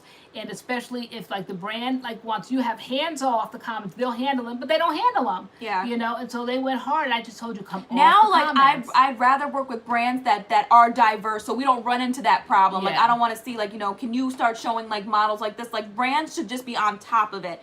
have a Yeah. spectrum of everybody, so they can point, like, you know, go see this video, or go look at this influencer, or like whatever, they did our product, like, you know, those brands that just stick to one like type, like, we don't got time for that, because we don't have time for that. Like, Yeah. show it on all textures for everybody, so nobody feels left out, period.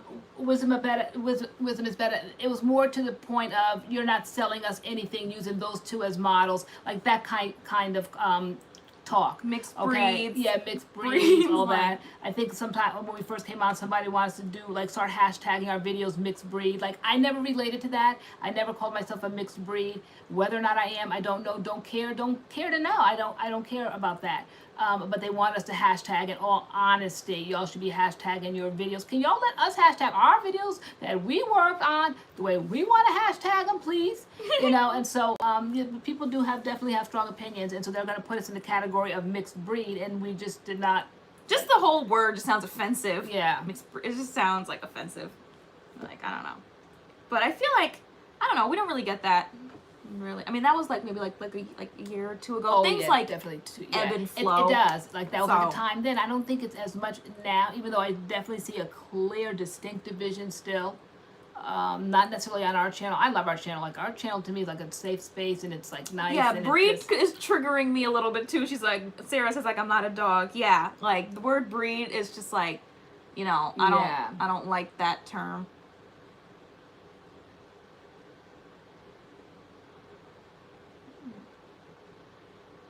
online shops who only use Kardashian lookalikes. Like what, for example? Like Fashion Nova.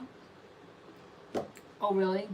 Is Fashion Nova there? Do they? You mean like by looks, or Like, by figures, I or feel what? like Fashion Nova keeps using like the same like 4 people to model their clothes. Okay. I know, Felicia. Nurse Mom said that reminded me of Harry Potter, like muggles mixed with wizards. Yeah. Alana K, yeah. LoriAnne, like, I saw the question, and like, sounds like, I don't know if I want to like open up that can of worms, but like, I'm glad you took the question. Which one And was that? the one about was it Are We Mixed, or the one Alana K asked a question that got the whole like conversation of like our ethnicity started. Sometimes like, I don't know if I like want to open Yeah. like that can of Yeah, worms, it but you always appears- just have like the right guts to do it, like Yeah. to get down to the question. Sensitivity, gotta be careful, you gotta navigate the proper words and all of that, because you don't want to offend. But I mean, it is what it is, and I start off with, I'm from a whole nother generation. Does that give an excuse for me to use like certain words or whatever? I don't know. I give my own self an excuse, but I don't think they're offensive. It's like what I've known. It's been embedded in me. I'm 52 years old, and from the moment I was born and all through grade school, I was black, and I never questioned it. My mother said I was black, period. I never questioned it. My mother was as light as I was. My father was light, if not lighter than I was, and I never questioned it. I think you instill kind of like prejudice in kids. I never thought that black people had to have a different color complexion.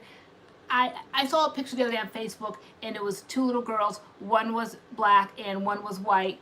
And they said they were twins because they had the same birthday. That's the innocence of kids not being poisoned by prejudiced parents. And so going to school, I never thought that black people had a particular look. I was black, and I didn't even know. I don't think kids even know until they're like about maybe 9 or 10 that blacks are supposed to look a certain way, or supposed to have a certain hair texture. That fact that my eyes were green, like it didn't. I never questioned it. I was black and was very comfortable in that. And all through my life, I haven't. In high school, it was like a little rocky road, a little bit, but it could have been the difference because I went to a private school, Catholic school, and then switched over to a public school, and those friendships were already formed.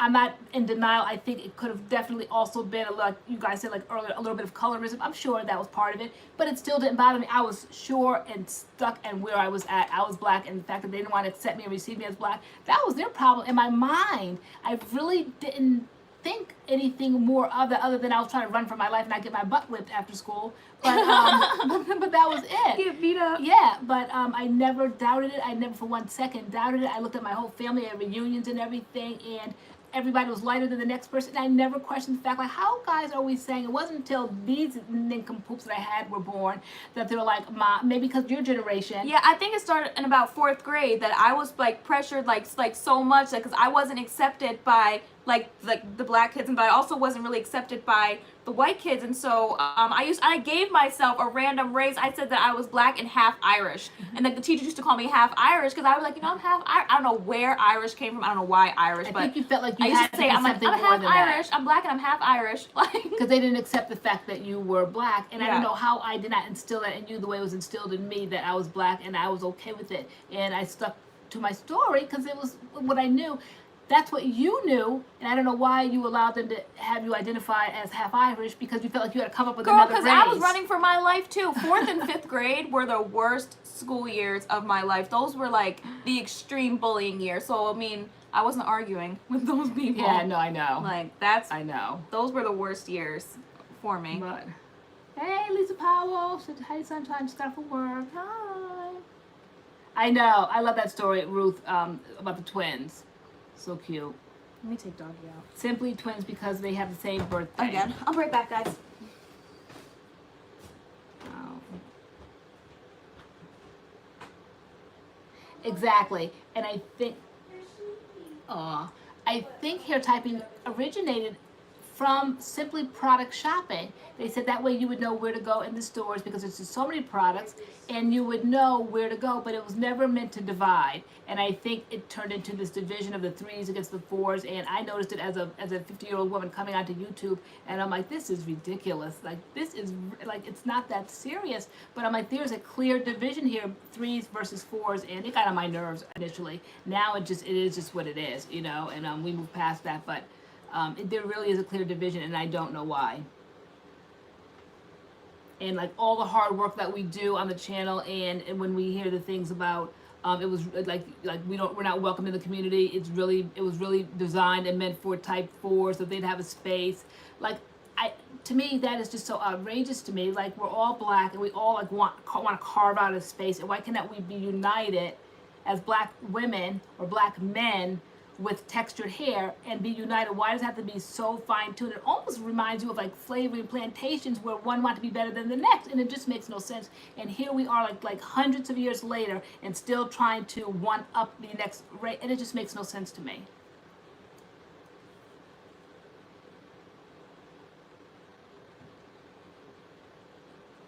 Let me see. Middle Eastern, you get mistaken for Middle Eastern. What's your look? Such a little chicken. The car drove by and he went running. Yeah, he did that earlier for me. He just took doggy out. He's such a little chicken.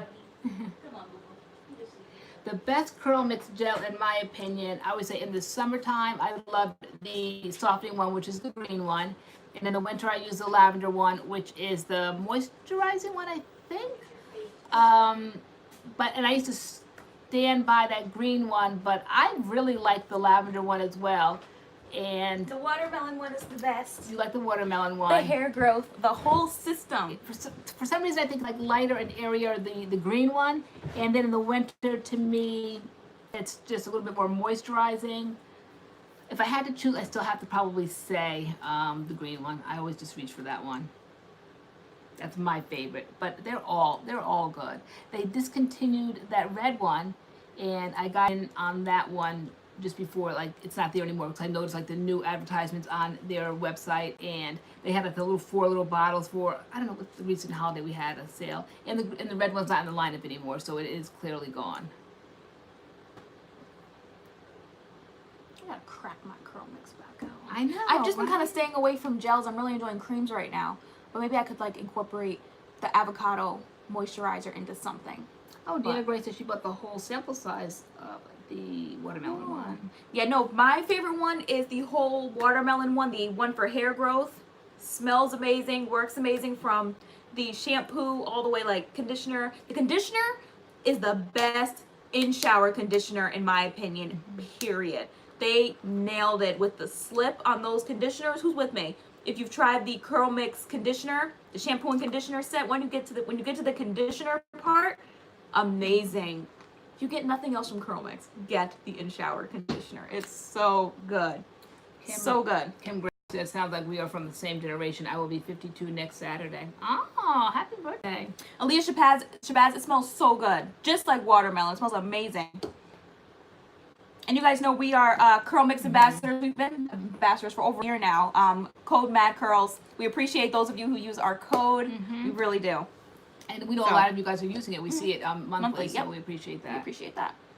So, because there are so many codes out there. There's like hundreds of codes going around. So we appreciate those who stick with MADCURLS. Who did we hear the other day that said we were watching, was it a beauty channel, and they said that they don't Kim Tai. Yeah, they don't wear, like a company she works with does not wear out their codes. They give them to like specific influencers. Not that we want to be better than anybody else, but I think that we were first in, and now every time I turn around, CURLMIX is handing out a code to somebody. I mean, you can have 2 followers and you get a code.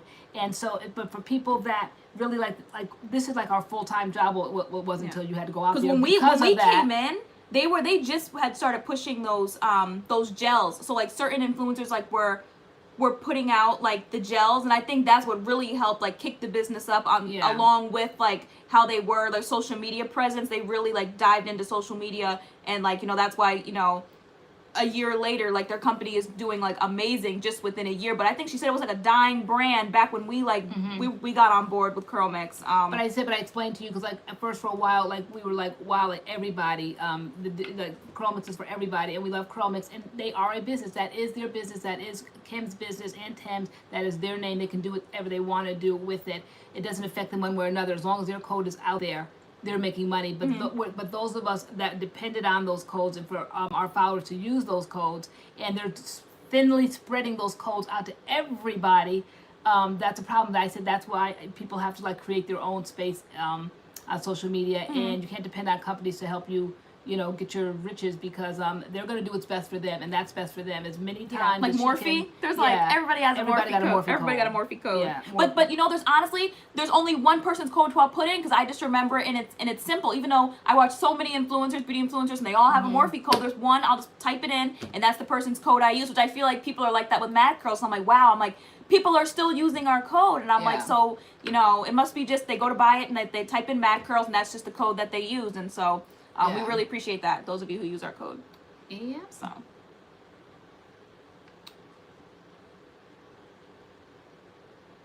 Alicia Bass, yeah, they did used to sell DIY product subscriptions. When we got on, like, they were, like, phasing those out, and, like, the flaxseed gels were coming in. And we got on when all they had was, I think it was just flaxseed gels and, like, serums, maybe. Right. Butter, maybe. No, I think it was no butter? Nope, I think it was simply the gel, period. That was our first video. It was simply the gel, nothing else. else. But they might have had the butter and the serum. They might have had that. But then, like, the avocado moisturizer came, and then, of course, like, the shampoos and conditioners came. Hopefully a deep conditioner is coming. Right.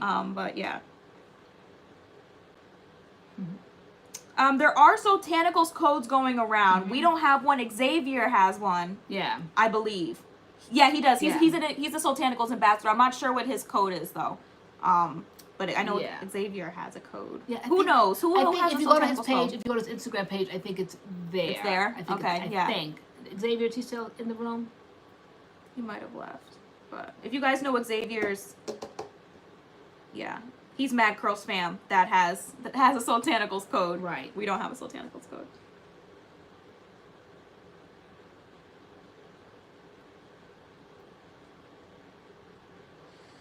This has been a fun evening. It has. You guys have fun? Are you having fun? I wasn't allowed that in early childhood. People try to tell me how to identify. I know. And we're keeping Doggy up.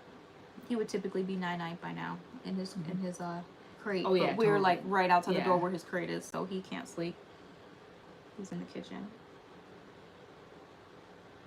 Oh my gosh, Blue Lily, is it 188? Yeah. Oh my gosh, it was a nightmare. That's why I think when we first came on tonight, I said going back to my elementary school reunion is the only one I visit. My high school was a nightmare. Yeah, I hated that experience. And I said I chalked it up to because I went to private school and then crossed over to public, and they all made their friendships. But no, I said I think it ran a little bit deeper than that, and so it was a complete nightmare. But again, I was never moved. Like it never shook me. I never felt like I had to adopt any other nationality than what I was told by my parents and my grandma. Like that is what they told me that I was. Not like it was a lie. That's what I am.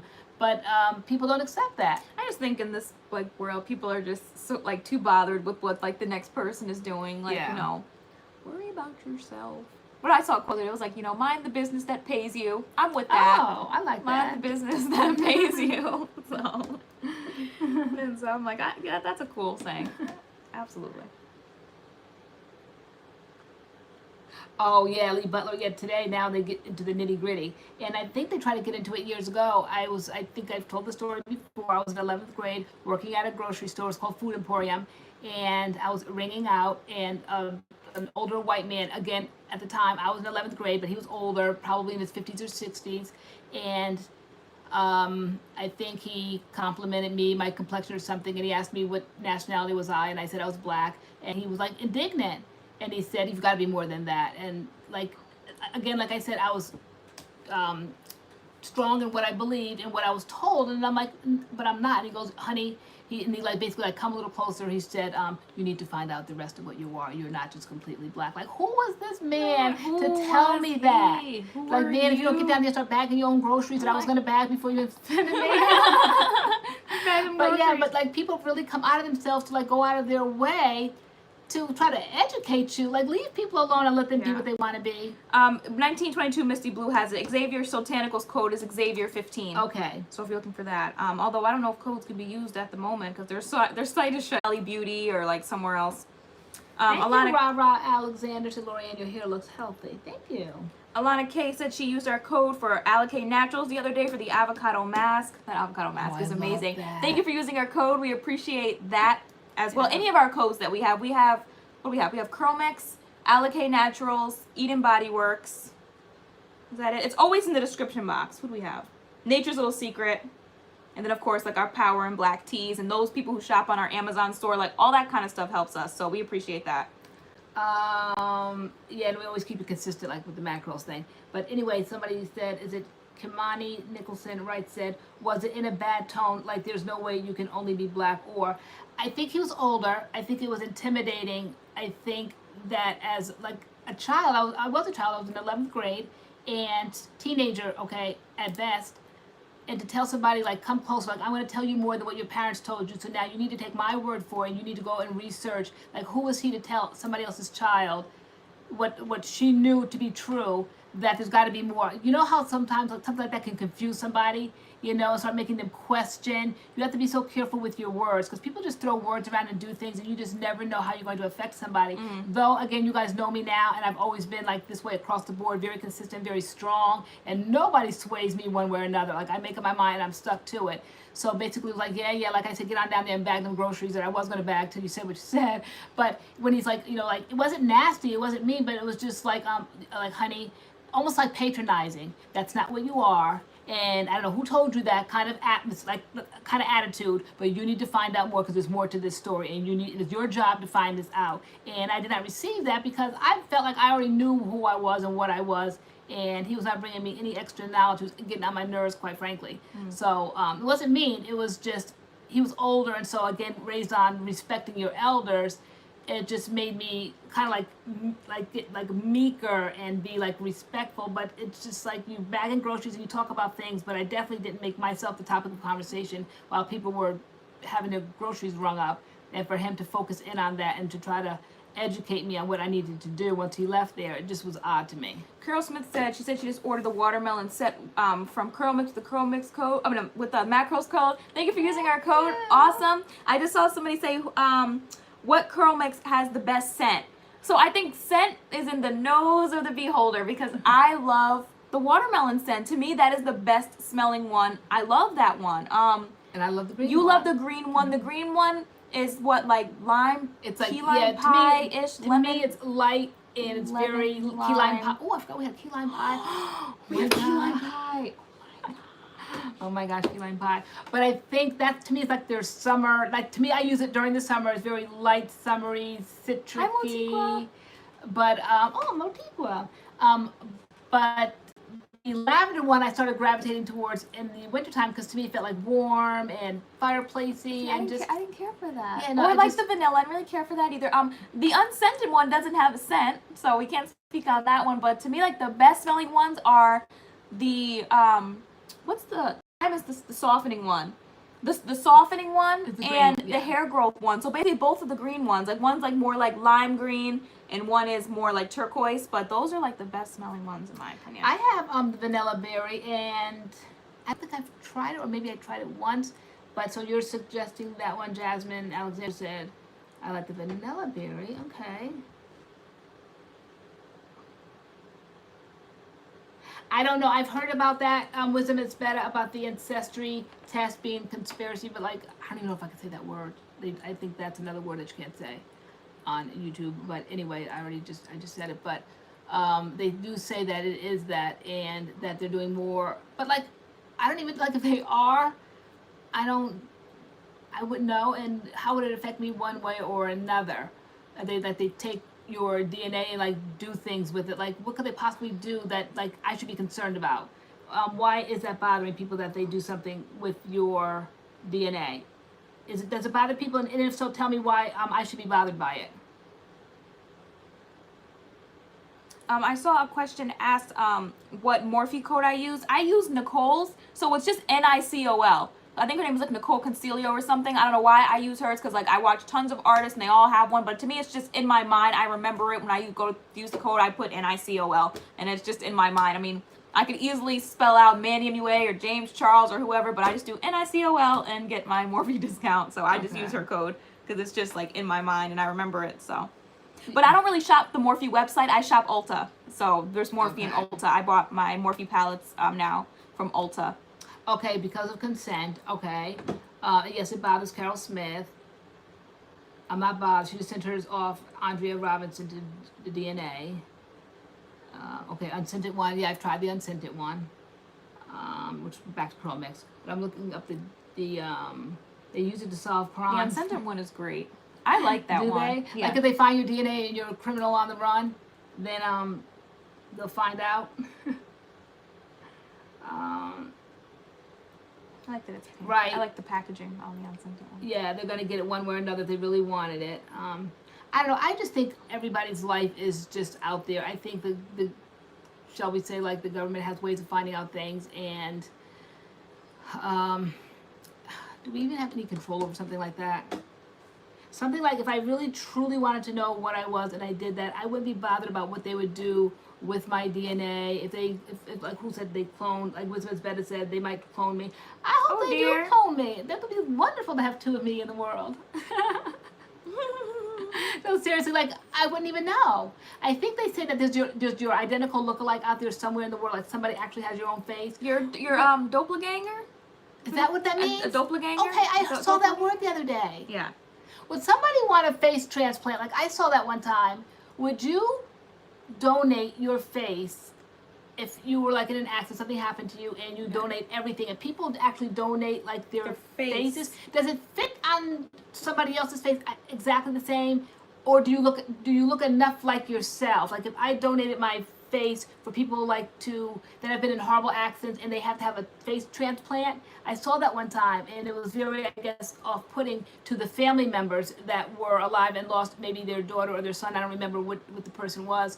And actually, I don't know, how can you actually, like my face is from my bone structure, right? Yeah, you're like skull. Yeah, can my whole face... So maybe it's more just like the skin.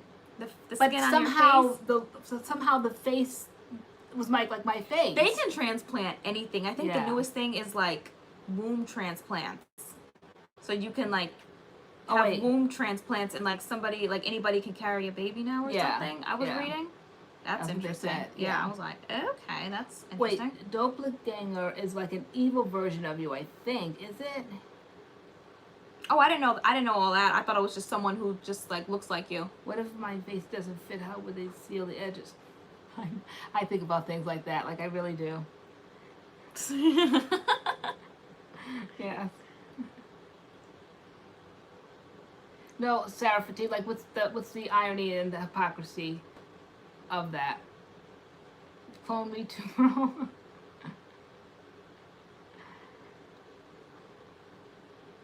I know. Yeah, they always like like you dig up too much. So don't fix what ain't broken. But yeah, and next year I'll find all kinds of mysterious things in there, and you know, all that, like I said, like I'm like no fool, and I said because of the MS, which they said MS was Mediterranean born, like people from the Mediterranean. So that's when I started thinking, okay, there's got to be some truth to that.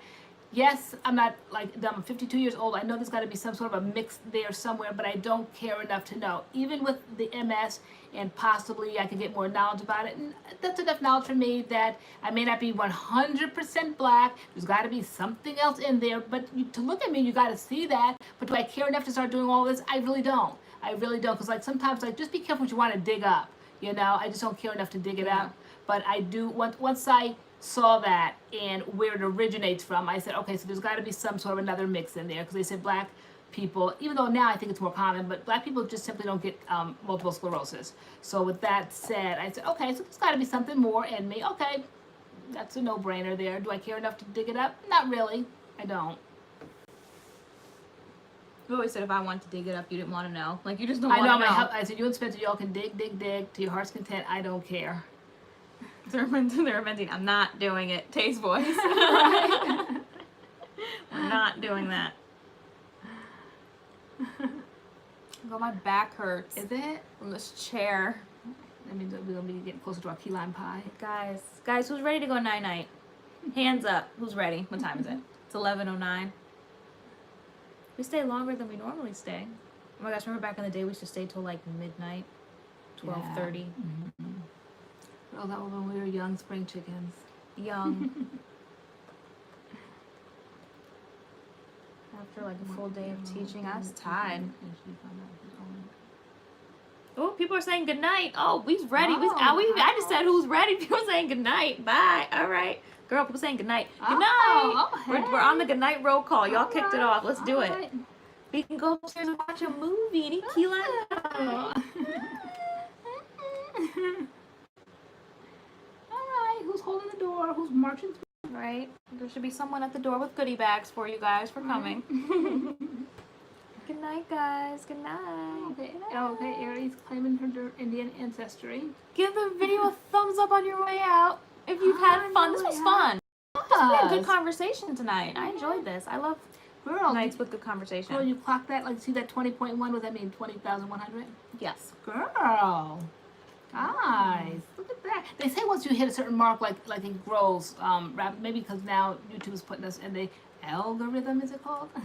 Yeah. No, you guys helped us get to 20. Because I think we were close, and then I was like, share our videos, like and we reached like 20 like really quickly within like a few hours. Like you guys were sharing our videos and stuff. I know. Because that morning I woke up, it was like 19,000. But you know what's very weird is that half of our views come from people that are subscribed and half come from people who aren't subscribed. So there are people who regularly watch our videos who are not subscribed to us. So like half of our viewership isn't subscribed, but like we get our views from unsubscribed people and from subscribed people. So I'm like, that's so interesting. How does that happen? I thought maybe it would be like 80% of the people that watch you, because it used to be something high like that, like are subscribed to you, and like 20 people are unsubscribed that watch your channel. Now it's like half and half.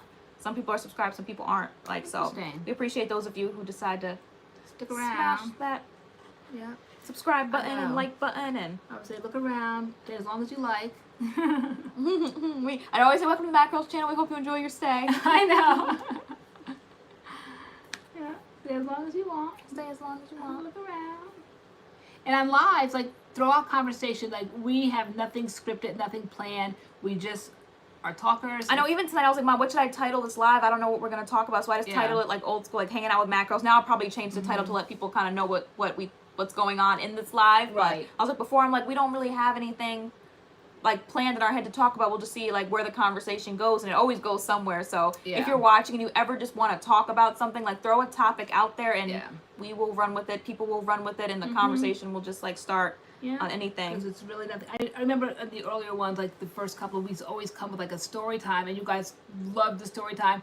And then every week you wanted a story time, and we're like, our life, like we can't think of one like that. Like I used to always bring up, and after a while you started hating. You like, Mom, I'm tired of being like the butt of the joke. I'm tired. I'm like, no, it's not the butt of the joke. I'm like, it's what I know. I raised you. I was a stay-at-home mom. You were in high school at the time, but now like at the time you were like 25, and you're like, I'm tired of my old life being brought up. I think, were we like a year into the channel or something? Yeah, and like So And you it's said like, it must be like a problem child. because people, yeah, after like every single live, like we started to like do like story time, and like there were always stories about me. I'm like, Mom, this is we're not doing this. I was like, because people were in the comments like, We're oh, not doing it. Taylor was a handful and this and that. I'm like, you're turning me into like some problem child. I'm like, and I had my moments in high school, but I really like was, and I was like, so no more. I was like TaylorAnne stories. Yeah.